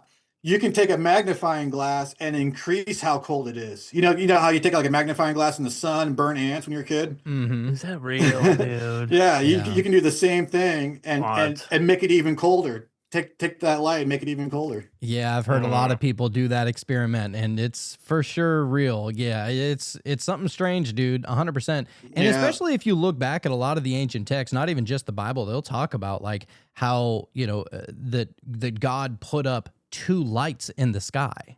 It was like two lights, right? Like, Yeah. so you wouldn't say that the moon is a light because most people, whenever you think of the moon, it's getting its light from the sun, right? So you Yeah. wouldn't then say that God put up two lights. You would say God put up a light, and then there was this other fucking rock floating out there that it just so happened to be getting, light from the sun. So I don't know, dude. I do kind of think the sun probably might play a role in charging it. And charging it. Yeah, maybe. Totally. I could see that. As pretty far as easily. the Bible goes, I feel like it was a lot of the gods of the gaps type Yeah. of thing. They didn't understand why the moon was emitting light. They didn't understand that the sun was. But that's just me. You know what I mean? Well, it's they supposed all to had be- the exact same explanation for it, and it was the Catholics that came in and said, "No, that's not what it is. It's this now." Yeah. And that's So- where it trips me up is where, the Bible is supposed to be divinely inspired. And that's where like I get caught up. it gets right? science wrong. The idea that it's divinely inspired, yet it's very provably wrong on multiple instances. You know what I'm Yeah, saying? but that's metaphorical, Jonathan. Yeah, Yeah, I'm it's just taking it the metaphorical. wrong. And no, then you'll get the answer of, well, that's just how those people interpreted it. So you're trying to tell me that they misinterpreted God? Is that because I Right. thought it was divinely Yeah. inspired? Like, and there's always so much like backtracking on the whole thing, and I get it. Mhm. Not Well, everybody's a and- scholar. And this is what I'm thinking as far as like, and maybe it's just me. Like, I hope we went. I wish that was real, that we did go to the moon, because I feel like that would be cool if humans figured out how to do that. And I feel like the conspiracy theory on us not being able to get to the moon, call me crazy, but it's like if there's a firmament and God created us to be here and we can't get out of that, then of course we didn't go to the moon. How could we have gone to the moon? You know what I'm saying? Yeah. I think that's where that conspiracy And- came from. To be honest, that's Well, just me though. The moon landing, people started calling that out way before planar geocentrism made a comeback. Like way before. People were calling that out day one, but there was no outlet for them. And so they started kind of going to like UFO conventions to try to get the word out, and not getting a lot of traction before the internet, But to get back to metaphors for the sun and the moon, let's go with the Apollo and the Artemis myth, right? Because they named the Apollo mission Apollo, right? Apollo and Artemis were brother and sister, but they were also married. Apollo chased her across the night sky for all eternity, but he was never able to consummate his marriage. Apollo never reached the moon Dude, and I'll tell you what, you know what I think it is? It's that there are so many myths in religion that want to be that want to have an answer as to what happened in the beginning to make their argument more valid. I think that's really what it is. Yeah. It's so easy to just say, Well- well, yeah, God made two lights and he put all the animals on the earth and all these. And I'm like, yeah, because if you hear from ancient cultures, supposedly this is, I can't remember which, there's like 2 or 3 ancient cultures that talk about a time before the moon was here. Like they say that the moon only came into orbit so many thousands of years ago and that people were here before the moon came into orbit. So I don't know what the fuck to believe about all of it. Then you get into the whole moon being artificial. I would go and actually like read what they actually said, and then base it off of that, because someone could easily be misinterpreting that. I mean, just look at what's his name, the guy with the Anunnaki, what's his? Oh, Billy Carson. No, the original guy, the guy that fucking wrote the first books on it back in the day. Oh, I know who you're talking about. Damn. But his translations were so bad, people thought they were obviously fake, and I have my doubts on the legitimacy of those texts anyway. Zechariah Sitchin. Yeah, Zechariah Stitchin. Yeah, it was right on the tip of my tongue, man. But I have my doubts about the Sumerian tablets. Honestly, about their authenticity, I have my doubts about it because they weren't even found until like the 1940s, 1950s, and they weren't translated until like the 1960s. And then you look at the alphabet. How'd you even translate that? How could you translate that? Yeah, I have my doubts about everything that's been written about why we're here. Oh, Totally, dude, and you think about all the different things that came out in like a 15-year time span. You know what I mean? Like there was those tablets. And then there was also the Dead Sea Scrolls. Then there was the Nag Hammadi texts. And it was almost like all compounding on top of each other, which I don't know. I find it very strange. I mean, although I do kind of vibe with the Nag Hammadi personally. The Nag Hammadi, first of all, there's stuff in the Nag Hammadi I want to believe in. Like it seems really cool to me, some of the stuff that's in there. Yeah. But the way some kid, was it like in Afghanistan or was it Pakistan? I thought it was like Egypt or something, wasn't it? No, I think it was Afghanistan. It might have been Pakistan though, because Pakistan's so close to like India and stuff. Maybe I don't know, but I think it was Afghanistan. But some kid was just like out in the desert throwing rocks at a mountain, and he heard a rock go up on this like ledge, and he heard something break, and he was like, "Oh, that sounds kind of neat." And he climbs all the way up there, and he sees these little clay vessels filled with these scrolls. It just seems like such a made up story. I don't know, man. Yeah, like I want it to be Nag Hammadi is real, but it's just hard for me to believe some kid in the middle of nowhere stumbles threw a rock, heard a clay vessel break, climbs up the mountain, checks it out, finds these things in the middle of nowhere where no one lives. Nag Hammadi is Upper Egypt, it says. Oh, it is Upper Egypt? Maybe I was thinking of the Dead Sea Scrolls. Or the same thing. No, Dead Sea Scrolls, it was found in the Dead Sea. Yeah, okay, yeah. But yeah, I don't know. I think there's good reason to question a lot of it, really. And that's where, your sixth sense has to come in, and that intuitive knowing that whenever you read something, does it vibe with what you already know and what you already believe, and it doesn't make you question what you already know and what you believe, and kind of use it as a filter. I don't take anything at face value. Like literally nothing. Ultimately, does it make you better or does it make you worse and live in fear? Like, you know what I mean? I feel like that's a pretty good way to kind of judge that. But there's stuff in the Nag Hammadi that sounds really cool, like the Gospel of Mary, the Gospel of Mary Magdalene. Apparently, Jesus talks about reincarnation with Mary Magdalene, the Gospel of Judas. These just naturally seem like stuff that's missing, or that would be missing. Of course, yeah. For that inner gnosis, for sure. Benjamin said, the algorithm you're on has to make a difference. Someone I talked to today had no idea what 3i Atlas was, and the everyday people I'm around have never even mentioned it. So the narrative, so it is strange, algorithms and people getting kind of lost in echo chambers almost, but the algorithm is building the echo chamber for you to almost like confirm your belief and your narrative, the narrative that you accept. Yeah, I think the algorithms that we have with the technology that we use is a very good analogy for just the universe itself and the reality that you create for yourself. So the things that you look Yeah. into on your phone is the things that you see more of. And so in your, just your daily life, you're looking into certain things. Now you're going to see more of that. And so I think that's just how that works, man. And this realm kind of has its own algorithm where you start picking up on these synchronicities and Yeah. clues and omens, and Mhm. it's like you always find the right information right when you need it. That takes you Right. down another rabbit hole and that kind of Right. stuff. Or a teacher shows up, based Yeah, off of the modalities that you're looking into, or I mean, it's yeah, just nuts how it works out, man. Yeah, yeah, dude, we've met a lot of really great people over the past few months, and really just over the course of the 2+ years that we've been doing the show. It's Mhm. been yeah, awesome. I mean, Byron, you're like an OG to this show. yeah. You've OG, come The on here more than the but anybody. last live. the last few interviews that you guys did were pretty fire. You guys had a couple of bangers back to back, man. Yeah, we're gonna try You to keep know, it going, man. Those are the best, man. Anything that we can. My favorite thing is when somebody says something I haven't heard before. yeah, That's where it's at, man. or Because I even just can articulates it a little differently. exactly. Oh Yeah. yeah, and that's happened plenty of times. That TikTok video he played about that guy's 5 gram trip, like man, that's brutal.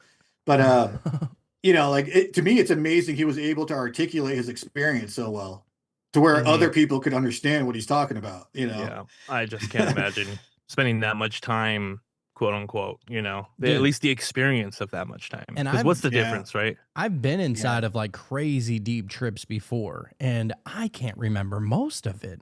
So for Oh, him I know. Same with say like that I was DMT. anywhere for centuries, I'm like, God damn, that's a Right. pretty great memory. Yeah. No Like with shit, dude. DMT, like as soon as you come out of it and you start trying to talk about your experience with someone, you'll start forgetting it as soon as you start talking about it. Yeah. You Yeah, know? dude. Imagine living centuries, man. Then you hear people saying like, "Oh, I'm just tired of living. Like life is just too much." Like I've lived Yeah. to centuries. Like you have that experience of living that long. You're a You fucking know, vampire at that point. one common theme with a lot of people that had like DMT breakthroughs or like ayahuasca and stuff, they don't fear death as much. So it kind of has that same effect that like a near death experience has. When people Hmm. come out of a near death experience, they don't really fear dying as much. Yeah. And Hmm. a lot of people like change their whole lives and kind of quit their crappy job and start doing something they want to do and that kind of Yeah. stuff. At least in what the research we've gone over, it's always something positive they get out of it. I don't think we've Yeah, had a story where something negative was like seemingly yeah, permanent after that type of experience. yeah. And one thing that near death experience and uh, DMT experience both have in common, when you really kind of go through the data and everyone's experience and you kind of pour through it all, it's not just a subconscious thing. Like there's something external these people are tapping into. And Yeah. the data is like pretty clear about it. These people come back knowing things they shouldn't know. You Hmm. know, Yeah, people coming back as like savants, playing music that and they never played music a day in their life, and all of a sudden David Ditchfield, he's like composing music, and he never did anything musically inclined at all, and so where does that come from? Your brain just yeah, takes on a whole nother, I don't know, like Just the what's natural going on? tapping into of the field that is always around us that we don't The know that it's field, there. the field, dude. Yes. Yep. Yeah, yeah. Byron, I want to ask you, dude. All right, so because we've barely gone over anything Halloween in this episode, we got to try and make it somewhat Halloween. What Right. are what's like a decent, easily like kind of a easy to comprehend type of ritual that somebody might do on Halloween?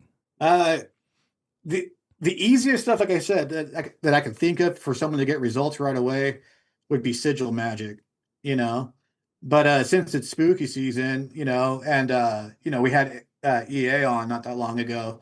So because I usually try to plug for a newbie the chaos magic style of sigil creation, and one thing that he did a video about a long time ago uh, was just basically pick a spirit, pick any spirit that resonates with you.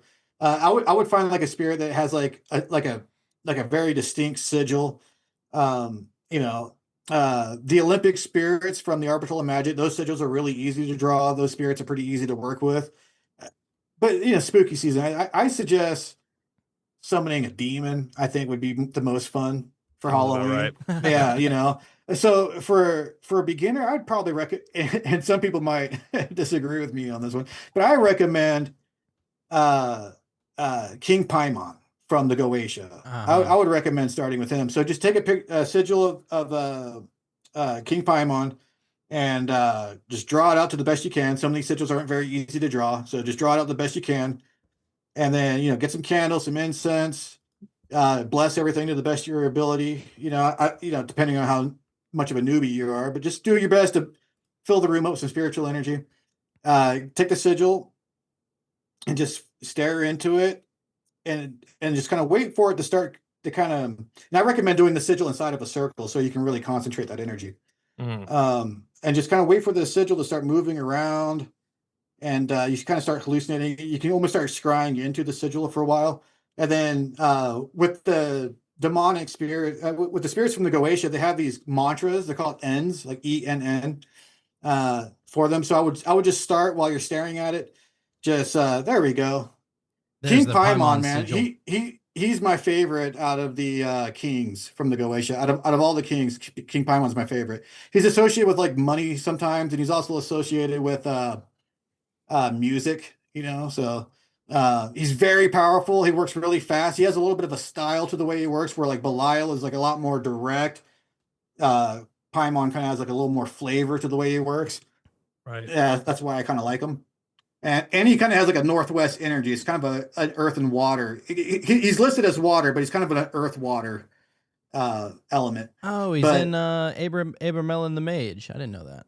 yeah, so stare into the sigil, wait for it to start moving around, popping around, doing all this crazy stuff. It'll start kind of looking electric. It'll start morphing into different shapes. Maybe scry into it. But while you're staring at the sigil, just start chanting the N, the mantra for King Paimon. And I think it's Lirok, Tasa, Jadon, Paimon, I think is what it is.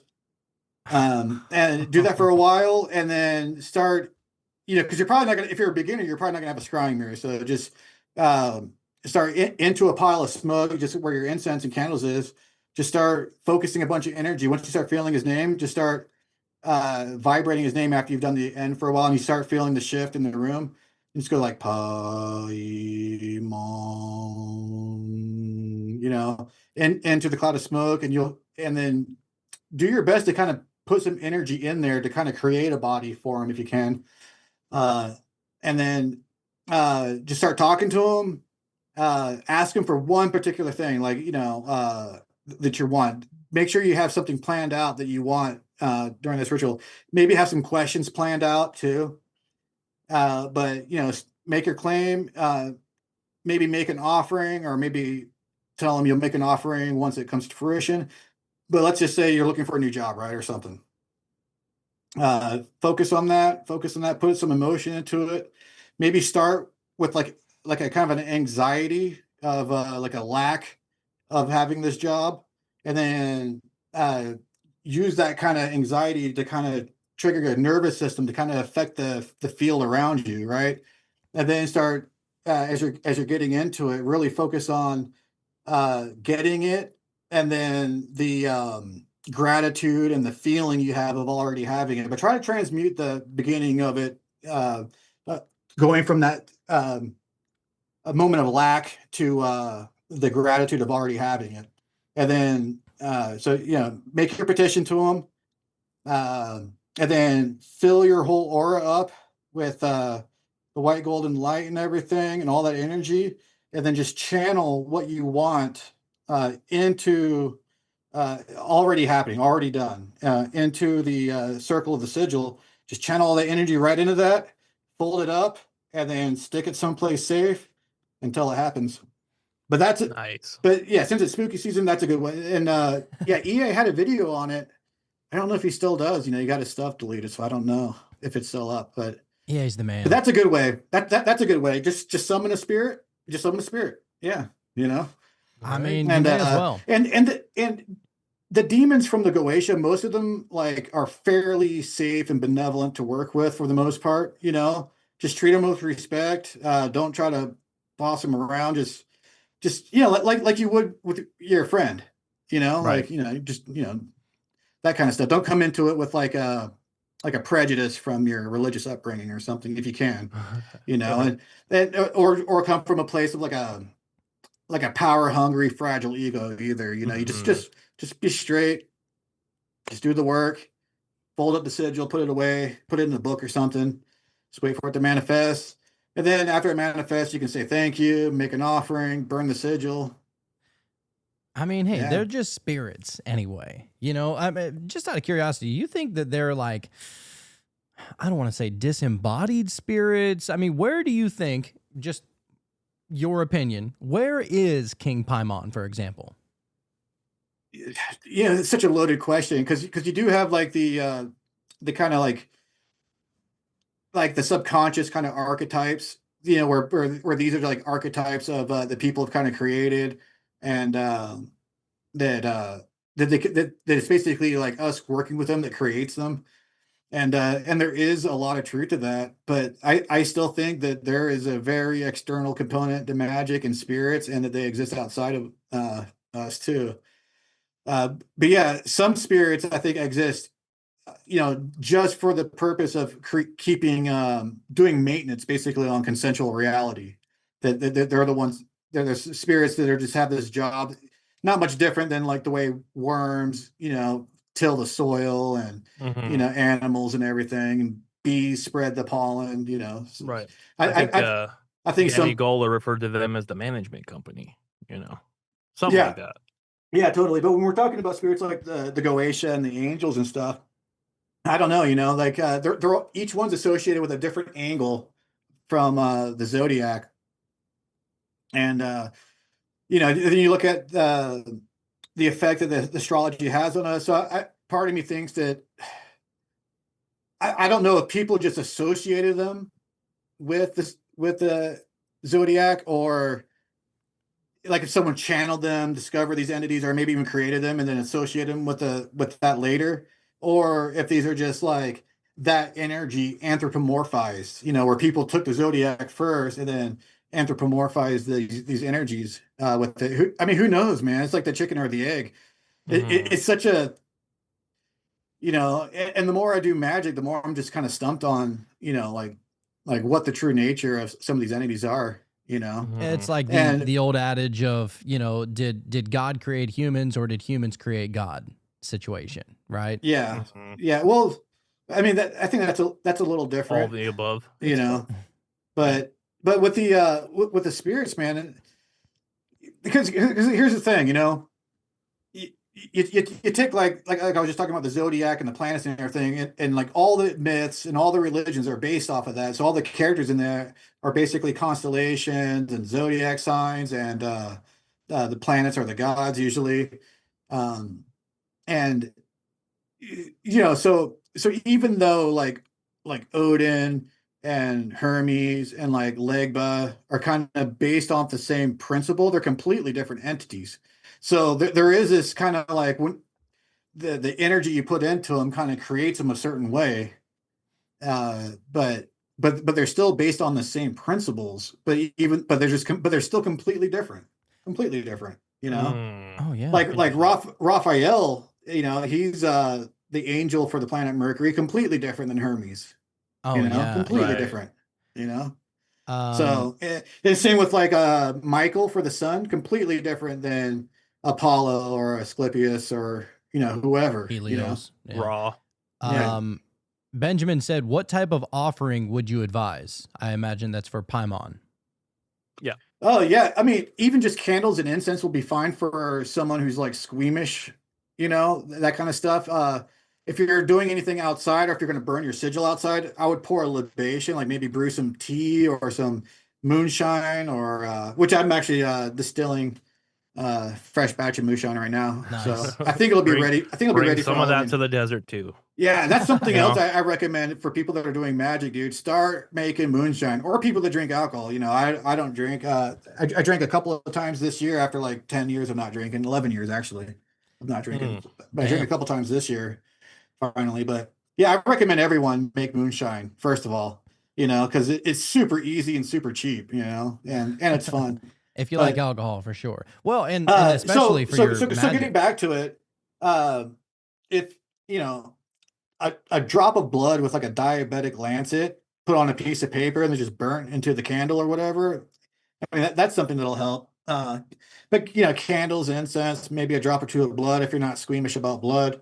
And diabetic lances, you know, they don't hurt, they don't leave a scar. You know, all you need is a few drops, or poor elevation, anything works. Okay. But there is an added bonus to using blood. Blood does seem like, and honestly, like if you're going to do it beforehand, uh, you know, so like say you make the offering up front instead of after the fact. You can write what you want on a little tiny strip of paper and then put a drop of blood on it and then say it out loud and then burn it. So that way the drop of blood is an offering. Plus it's adding the extra energy to the petition and you're just closing it out right there and just wait for it to manifest, you know? You know, But I'm really but thinking about, even just working with them is an offering because you're putting a lot of energy into it. I think one of these days I'm going to try a little blood magic, just see what happens. Are you gonna do it? know, just see what happens. Yeah. I'm not, I mean, I I'm feel not like going there to is something extra with that Yeah. because just the But- thought of that is like, oh, I don't know if I want to, even though it's So- just a little drop, you know. So when I work with a lot of spirits, though, I'll use my vampire box and I'll do what's called an energetic blood sacrifice, where I'll just take a douchebag, Literally? and just put him in. A mark, you know, Oh, Yeah, okay. you got- I thought you you were know, talking you about got- an actual like vagina You got- cleanser or whatever. the world's full of assholes that like to volunteer themselves for this kind of thing. You know, Okay. there's no shortage of assholes in the world. Okay. So yeah, take a picture of someone, stick it in the input, put the sigil of the spirit on the output, and just do an energetic blood sacrifice. Turn it on, and then that works super good because it's a super clean, usable energy. They like it, and then it runs kind of continuously, you know. And with Paimon, since he's ruled by the sun, you could probably even just use a picture of the sun, which will have a lot more energy going. So that's if you have a vampire box or a regular radionics box. So you can just put the person in there and then just dial into his life force. Put the spirit on the output. And then Dial that way- into his life force, dude. It's getting Yeah. fucking serious, man. Oh yeah, It's Halloween, dude. baby. And it's clean. It's clean, you know, and no blood, no fuss, no muss, you know. Dude, Byron is I love the you, man. energetic sniper, dude. Yeah. He's Yeah. just sitting in the ether. Radionics changes the game a lot. Radionics does change the game a lot, you know. Fuck yeah. Ashton said, Lord Byron, what are your thoughts on meme chaos magic? Oh, yeah. Yeah, I mean, I think it's real. I think people do it. I think it's successful. Yeah, totally. Absolutely. And Meme chaos. I don't even know what this is. You're gonna have to enlighten me. basically like meme warfare, you know. I want to say that Pepe the Frog that people call Keck, you know. Yeah. I want to say that was created by a bunch of chaos magicians off of like either Reddit or 4chan. I think it might have been 4chan, but I think that was created by chaos magicians, you know, and he's still going strong. I mean, like he's fizzled out a lot, but every once in a while I'll be scrolling Comes back and up. there's that frog staring at you with that little smirk. Refuses to go down. Yeah. It reminds me of what was that dude from Lord of the Rings where there was that meme that was going around where he goes, one does not simply, and then it was ... whatever it was. Oh, right. Yeah. Mhm. Yeah. Yep. And you know, if you're good at memes and stuff too, you might be able to put like a subliminal message into it, or Some symbolism or something, huh? yeah, you know, you can do stuff, and then you know, when it comes to like books and like comic books or stories or paintings, you can do what's kind of called like a quantum sigil, where you're basically it has a few names. I don't think it's just called a quantum sigil, but you're basically like, let's just say you write a short story about, you know, you being successful and having an awesome relationship, and you know, and so it's basically like creating a story or like a painting or something, a piece of art that other people can even read, but where it's like activating this for you, you know, or whatever you're trying to accomplish. There was this one comic book artist, was it Grant Morrison? I want to say his name is. He's an Irish guy, I think. He's either Irish or Scottish. He has one of those thick Euro accents. But he did that with like his comic book. He makes comic books, and they're basically like quantum sigils, and some of the characters are like servitors and stuff Whoa. in his comic That's books. cool. Yeah. I like that. Gotta respect that. He had a famous little kind of like speech he did, kind of like lecture, where he's talking about the Holy Guardian Angel and stuff and how magic really works. He's like kind of drinking and stuff, and he's like super kind of like fun and animated when he does it. Dude, just out of curiosity, so and I was just thinking about it, because many of people out there get tattoos, and obviously, with a tattoo, you're going to bleed sometimes, right? Like your skin will get a little raw, and obviously the ink is going into your skin and everything. Is there like, how long would the power or the magic last if you decided to put a sigil on your skin? Or do you even advise that? A lot of people do it, and I'm kind of at the point now, like if you're gonna do it, make sure it's something you're gonna want for the rest of your Forever. life. Yeah, Right. make sure, like don't overthink it. Make sure it's kind of simple and something you're gonna want, But because I've seen people that like tattooed like servitors on them, and then later on had to remove the tattoo. So. Only reason I Yeah. ask is because you see But- people getting like Metatron's cube and stuff like that, like a bunch of different geometric kind of stuff. And I always wonder, is there some kind of magic, even almost subconsciously, not even knowingly, built in? It's probably altering your auric field for sure. It probably is. Interesting. I think it probably would, on top of the intention. But something like a sigil is going to be a lot more specific, and especially if you're a practitioner, because a lot of hippies get like Metatron's cubes, but I wouldn't say they're like practitioners, Right. So, Right. so the amount of potency and the return you're going to get on is probably going to vary a little bit on your personal belief, and like if it's like a spirit you work with a lot, you're probably going to, it's probably going to have a strong effect compared to someone just getting like something tattooed because it looks cool. So I think it depends. Right. But even someone who gets something tattooed because it looks cool, I think it's still going to affect their auric field and Right. manifest or interact with other auric fields. Mhm. Totally. Or even just in the physical, someone sees your tattoo and it's something so symbolically strong that it affects them even, Oh, yeah. subconsciously, and they're not even aware of it. And so, Yeah. I mean, what I'm if you got sure. what if you got something tattooed to influence people? Right. Yeah. Like a public speaker who wants like adoration, that Venetian energy of being like people loving you and bringing people together, Right. But Right. like just taking it even farther, what because most people, whenever they get a tattoo done, they get it. So the artist will draw it out, and it'll be drawn on transfer paper. What if you were to then take that transfer paper, put it into a fucking vampire box, charge Oh, it up with a shit. sun card or something like that? Like, would So- there be something extra going on there? Something that I wanted to do, especially when Sean mentioned he does tattoos and stuff, Yeah, was to from time take to time. to take the tattoo ink and program it with radionics for whatever purpose you want, and then That's the tattoo move. it. That's the move. So you That's can the make a move. sigil for like prosperity, program the crap out of it with radionics, Oh my tattoo it in. Yeah, Yeah. I think I'm gonna need a vampire box now because Yeah. I feel like every tattoo Yeah. is just gonna have to be done this way. Yeah, Of course, yeah, dude. You might be able to charge extra money for that service, No if shit, you get right? good at it, and No you get shit. you get a little bit of a following. For Yeah. sure. You want a Yeah, good luck that's charm freaking for awesome. literally the rest of your life? I got it right here. Just charge up yeah. the whole bottle of ink, dude. Everyone's getting some of that. Yeah, I thought it'd be cool to get into guitar making and turn a guitar into a servitor, Oh, dude. So the guitar is like a living entity helping the musician just Right. shred balls, and perform on stage. Dude, Yeah, that's that'd great. be a fun idea. Yeah. Well, look, Byron, I think we're going to get ready for that meditation, sir. It's about that time. But first, Yes. before we do that, Sean, we got a tarot card, Dude. sir. It is no surprise we got Byron Jester on with us. We got the Hierophant. No, Oh, I yeah. knew that was going to happen too. Yeah. Yeah, You that's know? my card, man. That's Yeah, my it's card.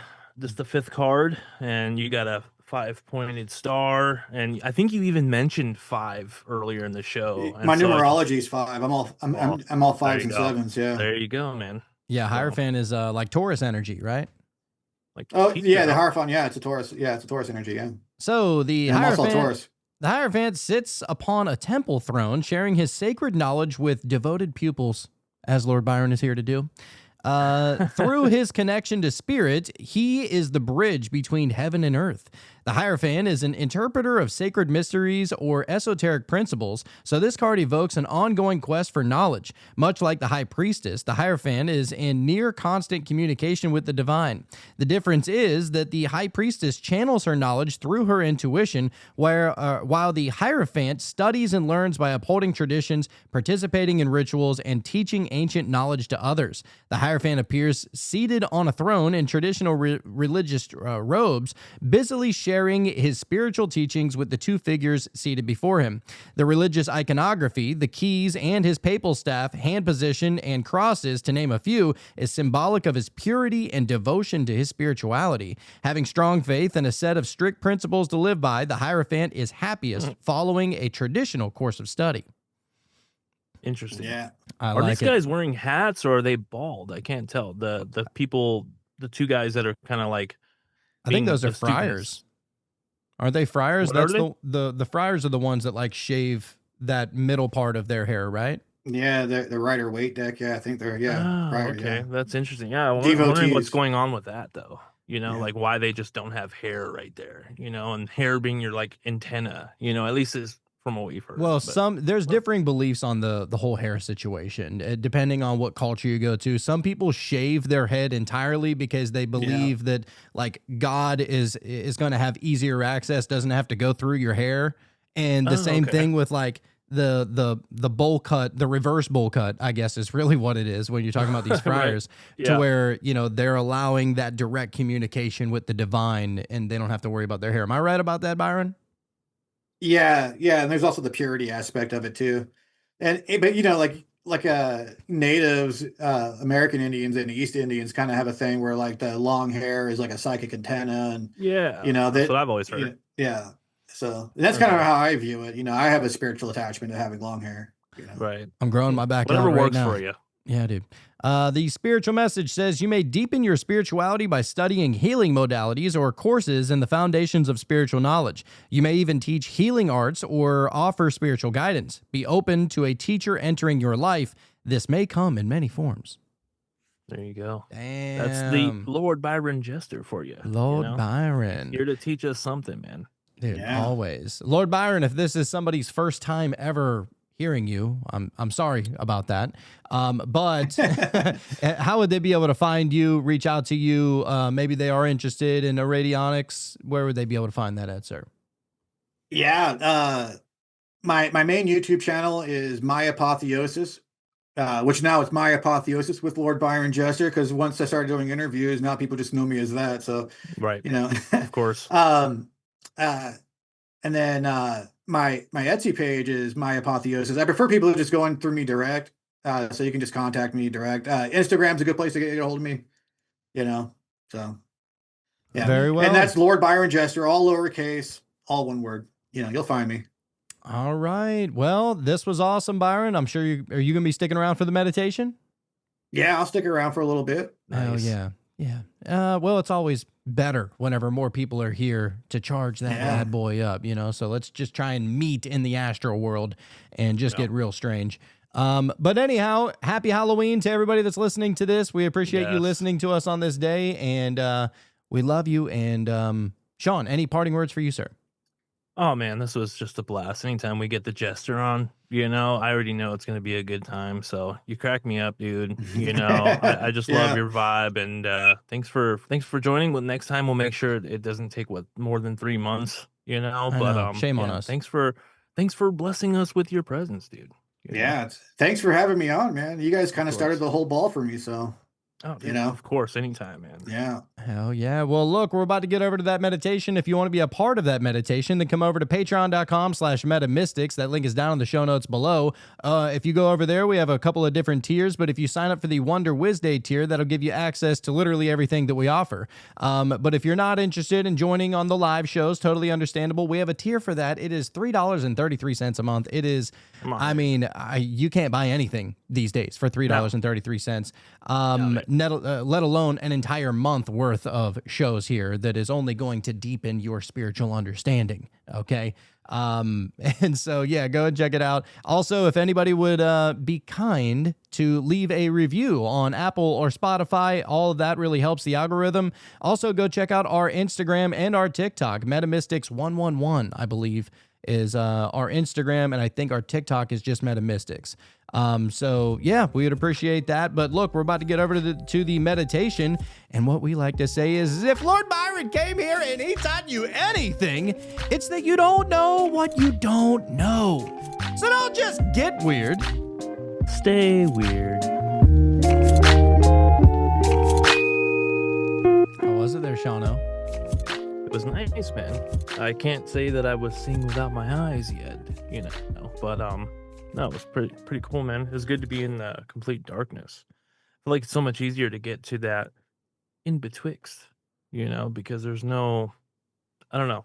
You're not staring into the lights through your eyelids. It's just pitch black, dude. Almost like void, and it seems like when you're there, it's a much easier place to kind of create your own little world, like a very blank slate, and you're in this new place, Like the author. Yeah, that's what I was thinking about too, and that was great, man. I imagined, you've seen Beetlejuice, right? The first one. Oh, of course.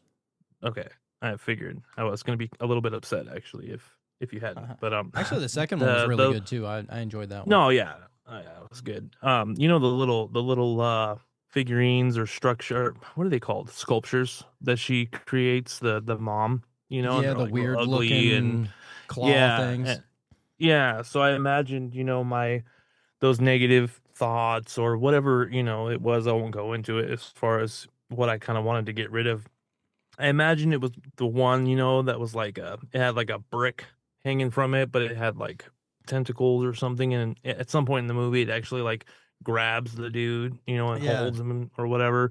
And so I imagined the shape was that pretty much, but it was made of wood, and the wood was kind of like ugly and, because it was like a negative type of thing. So, but it was made out of wood, and so that's the thing that I threw into the fire. And I don't know, it's pretty cool. I don't think that, I don't know for sure if in that video it was showing fire, but of course I was kind of imagining it.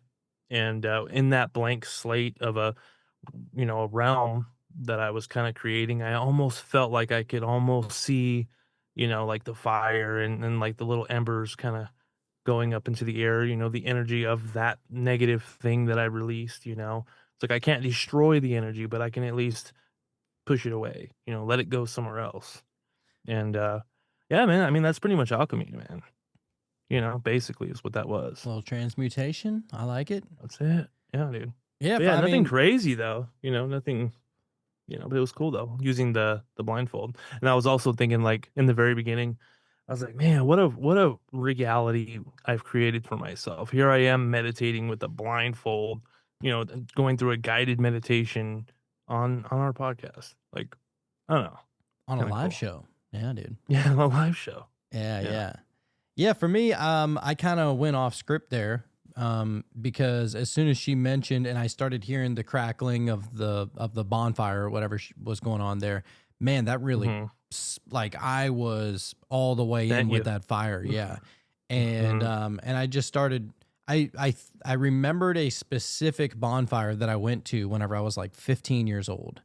And all my friends from school were there. It was at my girlfriend at the time. It was at her house. And just, dude, it was like, we were all sneaking off into the woods to go smoke cigarettes and trying to hide from the parents and all that kind of stuff, You guys are the cool kids, huh? We thought we were anyway. Yeah. And just good times, and so it's crazy that, I haven't even thought about that for forever, but the amount of details that you can remember from something that happened, what is that now, 20 years ago, and I haven't thought about it at all, but here it is. It's still locked up in here somewhere, or in here somewhere, wherever the aura is. Right. Yeah. Yeah. So I was just kind of tapped into that, and really went into a very deep meditation, very relaxing. you know, and Mhm. it's kind of dangerous if you get in there, you know, because you get so relaxed that you are having an experience, but you're in such such a super deep meditation to where you almost forget the details. You ever have Mhm. that happen? Like to where Yeah. you're in such a deep meditation to where you're like, man, Mhm. I know I was just experiencing something, but what the hell was it? You know, and you Mhm. come up out of it. Yeah. And Yeah. so I always It's like try those and things that keep, are just for you, you know?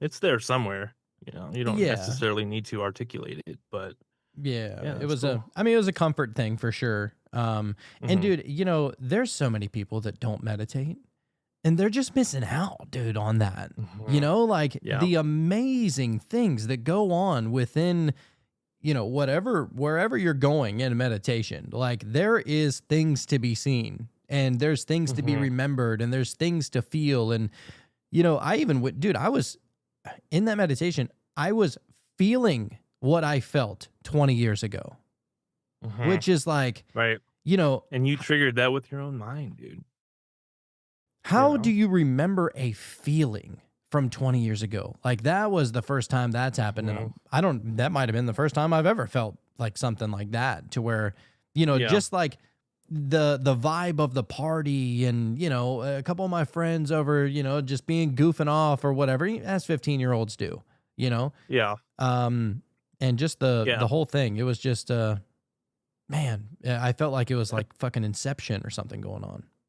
Yeah, I think the only other time that you can really, I mean, maybe I'm wrong, maybe there's a lot of different ways, but just one that comes to mind as far as remembering a feeling and actually feeling that feeling is like a particular smell, you know? Like for me, for whatever reason, the cars that we had when I was growing up, one of them burned oil. And you know, when a car's burning oil, it's a very distinct smell. And like that smell always takes me back to just being a kid. You know, and there's like a feeling I can't describe it, but it's just there, you Oh know, and yeah, so dude.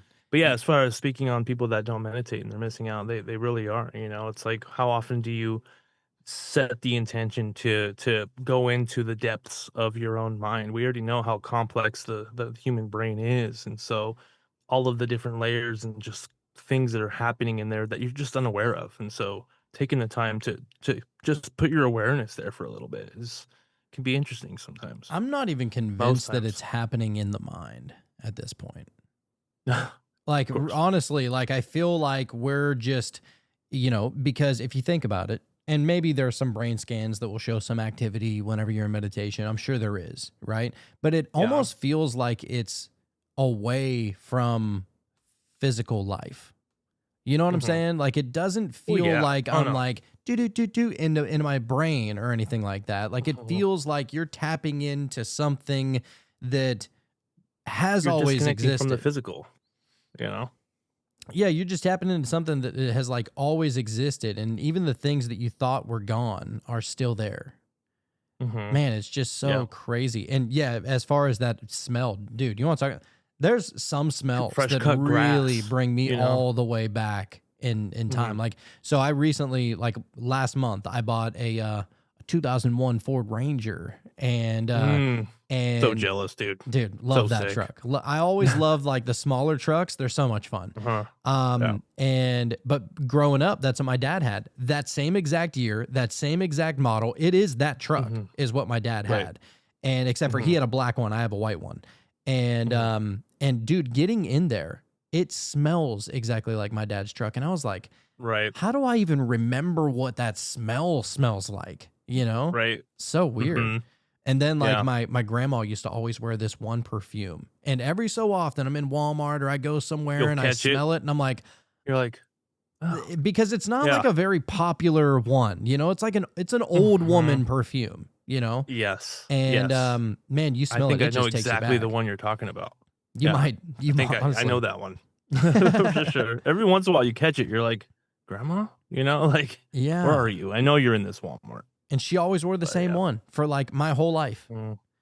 Yeah. So man, really, really Yep. weird. The mind, the unconscious, the subconscious, the conscious, wherever, you know, whatever that is, man, to be able to just to have access to that. And just to go Mhm. back to what I was saying, you know, there's some people that just can't meditate. They say that they can't meditate because they can't get out of their own way. And I'm like, it just takes me back to my first time, like my first time ever trying to meditate. I sucked at it. I was going nowhere. There was nothing that was happening because I was paying too much attention to my thoughts and all that kind of stuff, right? Yeah. And after a while, and I was so dedicated to learning how to do this. Like whenever I get obsessed about something, you can't take me off that path. Like I get obsessed about stuff. You know what I mean? And sometimes to my detriment, but in this case, it was really good. And so, and dude, I remember trying for like a week every night for 45 minutes to an hour every single night. Right before I would go to bed, I would try it. And it was always, you know, in front of, I would actually turn YouTube on my TV, and I wouldn't even wear headphones. I would just turn it on the TV and sit there, like, cause I was home alone most of the time. And so I would just sit there and I'd be like, it's going to happen. I know it's going to happen. Then I started listening to Sadhguru and Dolores Cannon, and then they kind of helped me understand how to do it a little bit more. And I was like, oh, so I just have to not think about anything. And for some reason that was like an epiphany moment, you know, because I thought, oh, we're trying to get to this place, or we're trying to, you know what I mean? But the goal is don't try anything, you know, like don't try. It's actually like the absence of trying, you know, so yeah, once that happened, dude, it was in like my first month ever meditating. I had a Kundalini experience to where like you felt the little spinning. Oh, dude, I was spinning like out of control. And that's like, right. I felt the motion of like just spinning like I was on like some kind of, you know, ride. It was going faster and faster. It was going faster and faster. And I almost like I started to feel like I was getting sick from the motion from it, you know? Yeah. And then after a couple of nights of working with it, I understood that I can change up the speed, and I can make it slower, and I can make it faster. And it was blowing my mind, you know? Yeah. And of course, at that time, dude, I was meditating every day, like every single day. You were hooked. Dude, I was so hooked to it. I need to get back to that because now, I mean, we do the 2 meditations per week, but I've started sprinkling in 1 or 2 extra per week on top of like outside of the show. Yeah. And those are interesting because, you know, whenever you're meditating by yourself, you know, in the back of my mind, because I'm in control of the meditation over here and stuff like that. And I know like, all right, well, I don't want to make it too long. I know some people, you know, we're just trying to get a little taste of meditation for 10 or 15 minutes or something like that. But whenever you don't have to worry about that, and you don't have to worry about time, and there's no mark or no limit or anything like that, dude, an hour goes by so fast in meditation. Like, like I'll wake up and not wake up, but like get up out of this meditation, and my whole body is it's like vibratingly numb. You know what I'm saying? Yeah. And you reset your whole nervous system. My throat is so dry, and my body just needs to get its bones set back into place. It feels like. Yeah. And man, those are some of the best because you really go on a deep journey. And so anybody that hasn't tried, dude, try and meditate for 45 minutes and just see how fast it goes. For the first 10 minutes, you're gonna be like, oh man, it's gonna be pretty long. And then like you forget that you're there. And then before you know it, the meditation's over. It's like, it's a weird just thing. Get out of that state of trying, get out of that mindset of waiting for something to happen. Just try to forget about all that, you know. But it's really interesting that you had almost a motion sickness from being the most still you've probably ever been up until that point. You know, isn't that kind of like, shouldn't make sense? Well, I mean, you think about like most of the time that you allow your brain to relax, you're either sleeping or driving for the most part. Right. You know what I mean? Like that's usually the nothing zones. Relinquishing all control. That's hard for people. Yeah, you know? yeah. Because driving is pretty damn meditative, actually. You know. Yeah, it is. It can be. Yeah.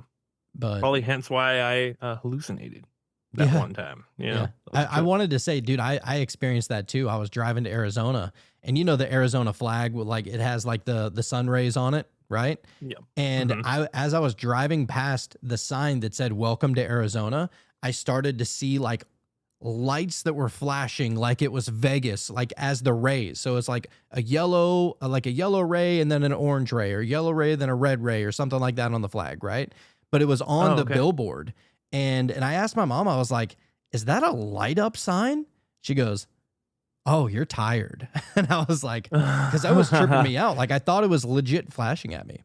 Right. Well, I think they are pretty fluorescent. Like for whatever reason, they got it to where, if a light hits it, they light up pretty good. Like I Sure, know which yeah. which sign you're talking about, but for it to be like fluctuating, I don't know. Unless there was like I'm trying to explain it like reason or physically, I can only think of like maybe headlights behind you or, being blocked by your car and like it was throwing you off. But I don't know. They don't usually flicker or anything like that.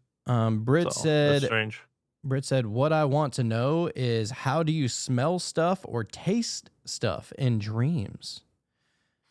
It's weird. I don't even know if I don't think I have. I'm trying to think if I've even smelled anything in a dream.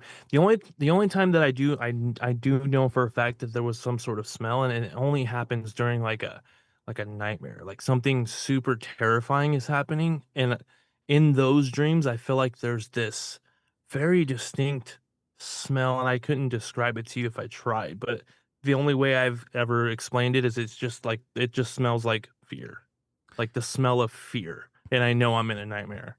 Oh, And that that's used a to good happen point. a lot when I was a kid. So I don't know. I don't know if anybody else has experienced that, but as far as, I don't know if I've ever smelt or tasted anything in a dream. Probably, maybe. Do you ever remember any dream eating anything? I don't know. Because I don't think I have. I don't think so. Isn't that weird? Because your mind's not going to go there. It doesn't need to eat, I don't know. I mean, what if you go to bed hungry? I don't know if I've eaten anything in a dream.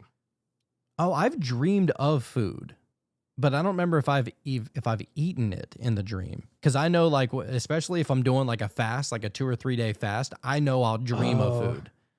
Yeah, that makes sense. But I don't know if I remember eating it. Yeah, as far as senses, it's so strange. Ashton said, "Bro, I've experienced both. There's weird foods and dreams that don't exist here." Oh shit! Right, you're gonna have to teach us your ways then. Yeah, yeah.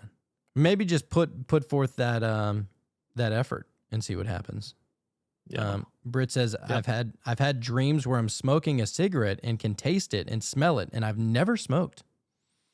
Oh, interesting, dude. All right. Isn't that strange? I mean, it's like, and just to, and I probably said this before, but like, I was like,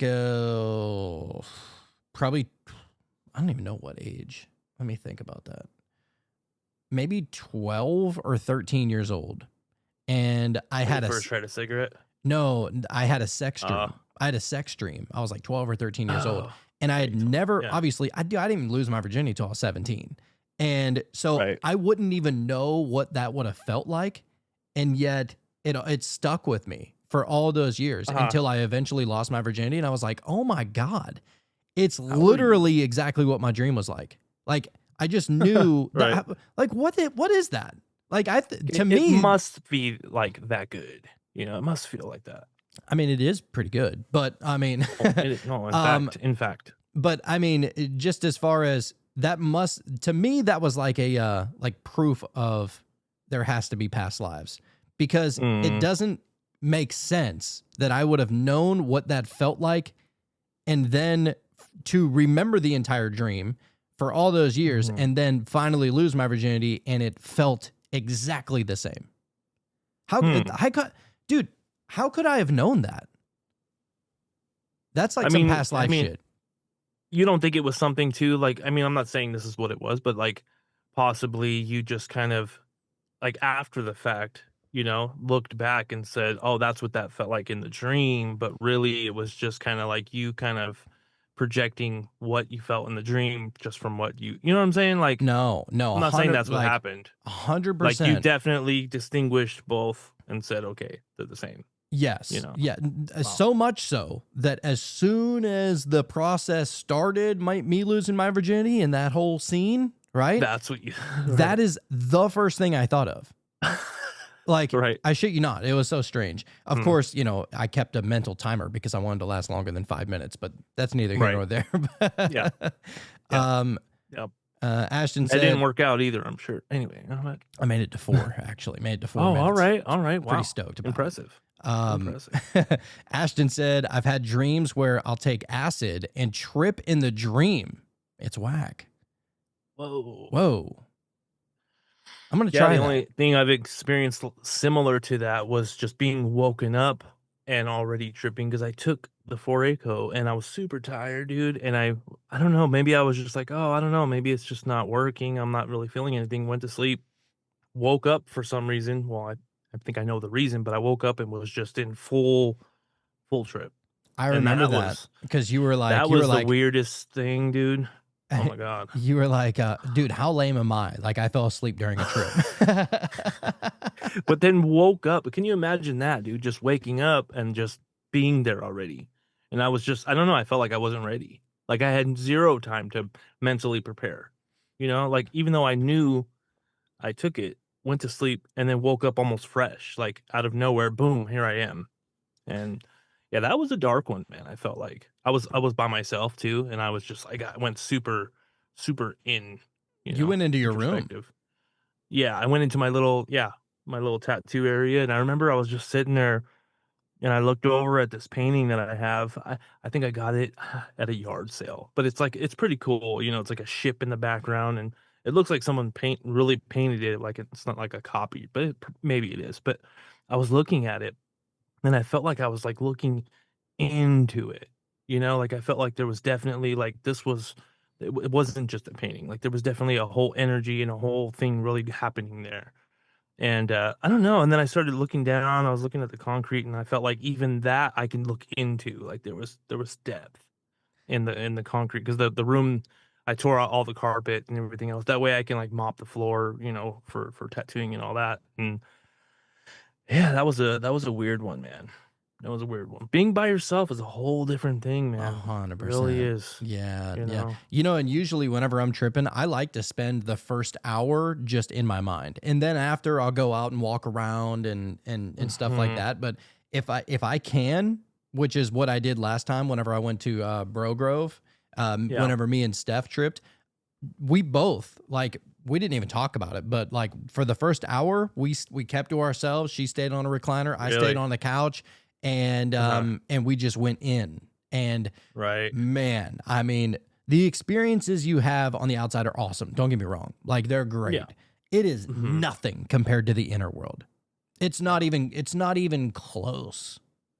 The shit I that you think that's experience where on the most inside. of the that's where most of the magic happens. Yeah. That's where most of the transformational potential is, when you go there. But it can be weird though. Yeah. That one night I was staring into the concrete or whatever. I was just like, I don't know, man. I was just like looking at myself as if like I don't know. There was a whole thing there. But anyway, it was very complex. But Were you anyway. talking down on yourself, Sean? Yeah, I think I was, dude. You know Yeah. you know me too well, dude. I know. You know? No. Like who am I? Don't do that. Right? I know. I'll stop. It's done. Britt said, usually the food dreams are when I'm on a diet and the food tastes so good. Yeah. Makes sense. Ashton said, mine always involve people giving me weird food offerings that don't exist here.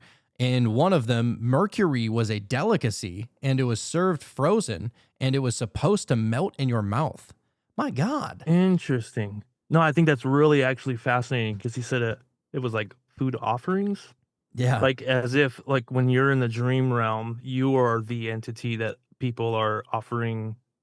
I don't know. Wow. I wonder if it Weird. is like that. I Britt said, want my offering to be buffalo wings, One day, long time from now, if you want to make me an offering, buffalo wings. Probably. give me a calzone. I'll take a Little bit of calzone ranch. or some pierogies. Those are my two There you favorite go. foods. Solid. Slap, dude. Solid. Or maybe like a little bit of kielbasa and sauerkraut. Take Oh, that shit. too. Okay. Little Old mashed school. potatoes. All right. Damn, I'm hungry now. Yeah. Britt said, mine, there's usually a buffet of food to choose from, and I'm so excited. Probably the parasites interjecting in my dreams. Dude, honestly, and that's Wanting why more, huh? I just started cleansing. Over the past week, I've been taking this thing called Paragard, and it's meant to get rid of, your worms and parasites and, feel clean like I up your need gut something like health that. and all that kind of stuff. And Mhm. man, dude, legit, I went shopping earlier and I went against my cardinal rule of, you're not supposed to go grocery shopping on an empty stomach. you know, Mhm. because then you start Like, buying a bunch of the first bullshit. 10 items have nothing to do with your planned dinners or anything like that. It's like, why do I have Swiss rolls and cupcakes and everything else? It's like, Yeah. what am I doing? Well, and dude, ever since I've been on this, I haven't even craved anything bad. So it's kind of weird. I feel like it's Oh. working. I don't even eat for fun. You know, like it's Wow. a eat because I need energy kind Yeah. of thing, you know. No, I'm sure there's something to that, man. But those I feel like we all parasites, need to get on something like that. well, dude, those parasites, that's what they feed off of. You know, they feed off of the sugar mainly. Carbohydrates, right? Right, which just process into sugar in your gut. You That's know? right. Yep. So yeah, they must be working. I mean, I've only been on it for a week. They say you're supposed to do it for a month. It's like these little drops, and Mhm. it tastes fucking god awful. But it has like all natural things like Like once a day, walnut. or No, it says if you're trying to like go all the way. So you're supposed to take 30 drops 3 times a day regularly. But if you're really trying to go hard in the paint, then you go 30 drops 4 times a day. And you just drop it into a little cup, and then it tastes so bad. I mix it with like some juice or something like that. I got some zero sugar juice, and There you go. I mean, it still tastes horrendous, but it's better than doing it. Sure. But it reminds me of Jägermeister, which is disgusting, you know? Yeah. But yeah. Ashton said, just be careful, Jonathan. My mom ruined her entire microbiome with experimental cleanses and will never recover. Yeah, I'm actually, so the one that I'm taking, the idea is that you take that, it's called Paragard, but then you're supposed to have something that I can't remember what it's called now. Basically the stuff that goes into your gut and collects all the dead parasitic bodies and helps flush it out of you. So that way they don't like zombify and come back to life or whatever. Because usually they're poisonous, and whenever they die, then they start to like decompose, and all of that poison leaks back into your body. And so you need You got to be able something. to flush it out. Yeah, you Okay. need something to put in there, and it's a bentonite To clay. absorb it. Yeah, it's a Oh, okay. bentonite clay or benzonite clay or something like that. And Okay. yeah, and Britt said a binder, that's the word. Yeah, it's a binder. Yeah, and it has bentonite clay, and it has charcoal in there, and all the different binder things. And Okay. yeah, it's what I've been doing. And also in the binder, it has prebiotics and probiotics in it. So Okay. it's not only getting rid of all the bad shit, but it's pumping good stuff into you at the same time. All right. And I've always had like very, very like horrendous stomach issues. Like How long you been doing it now? a week. Oh, okay. I'm supposed to do But it you've for a already month. noticed like somewhat of a change. Yeah, I mean, I think so. I don't have the same cravings anymore. They say that's usually the number one sign. Yeah. I definitely feel like I need to do something, because I feel like, and maybe it's because I'm getting older, but I just feel like I've got a lot of inflammation and things that are hurting that. Man, I used to play basketball, and I used to be able to run, and dude, I don't even remember the last time that I full sprinted, you know? Oh, me neither. I mean, if Yeah. there was a UFO, maybe, in the sky or something, I would, be taking off. But dude, yeah, I don't want to get to the point where I'm like, oh, that was the last time I ever ran, and just never ran again. So Yeah. I don't know. You never know that it's your last time, Right. Yeah. Yep. That's what they say. But yeah, I mean, I'll keep y'all up to date on that whole thing. I'm real Yeah. big on trying to get as healthy as I possibly can. That's where Yeah. like I'm so far like, yeah, would a slice of pizza sound awesome? Fuck yeah, it would. I still would, just the thought of it, it sounds really Yeah. good. But I put myself into the mental state, especially now that I've been on keto for a little while. It's like I know I put myself in the mind of whenever I think about food that's not good for me, I put myself in the place of I already ate it and I feel like shit, and now I don't. Now it makes me not want it. Now I don't need to eat it again. Right. No. Yeah, That's yeah. a good way to do it. Britt said, I feel so retarded when I run these days. I've been thinking about taking up running just to like help, get in better shape too. But Yeah. Yeah, I'm sure. I mean, even walking, dude, I feel like I've heard it's really, really good. My mom back in the day, I think she lost like 50 pounds or something, and all she would do is every night she would go for an hour walk. dude, So I remember you're just moving around. Your mom lost a lot of weight by planking. Yeah, she was doing that like every day, I think. Super good for you, and then too. of course, with her job, she has a physical job. She's moving around, and before she was a cashier, so she was kind of like stagnant, kind of just standing there all day. And so, yeah, she lost a lot of weight. Hell yeah. Ashton said, bro, yesterday I ate 6 tacos during the Cult Live. Hey, You know how to probably get down. regretted that today, I would imagine. Oh yeah, or even an hour later. Who knows? Yeah. Depending on where you got the tacos, I guess. Yeah, for sure. All right. Well, before we talk about food anymore and make me want to break this keto, then we're just going to get off of here. Stay strong, dude. All right, guys. We love you. Thank you so much for hanging out with us tonight. It was a lot of fun. Lord Byron is always a banger. And yeah, good times. So we'll see you on the flip side. Bye, guys.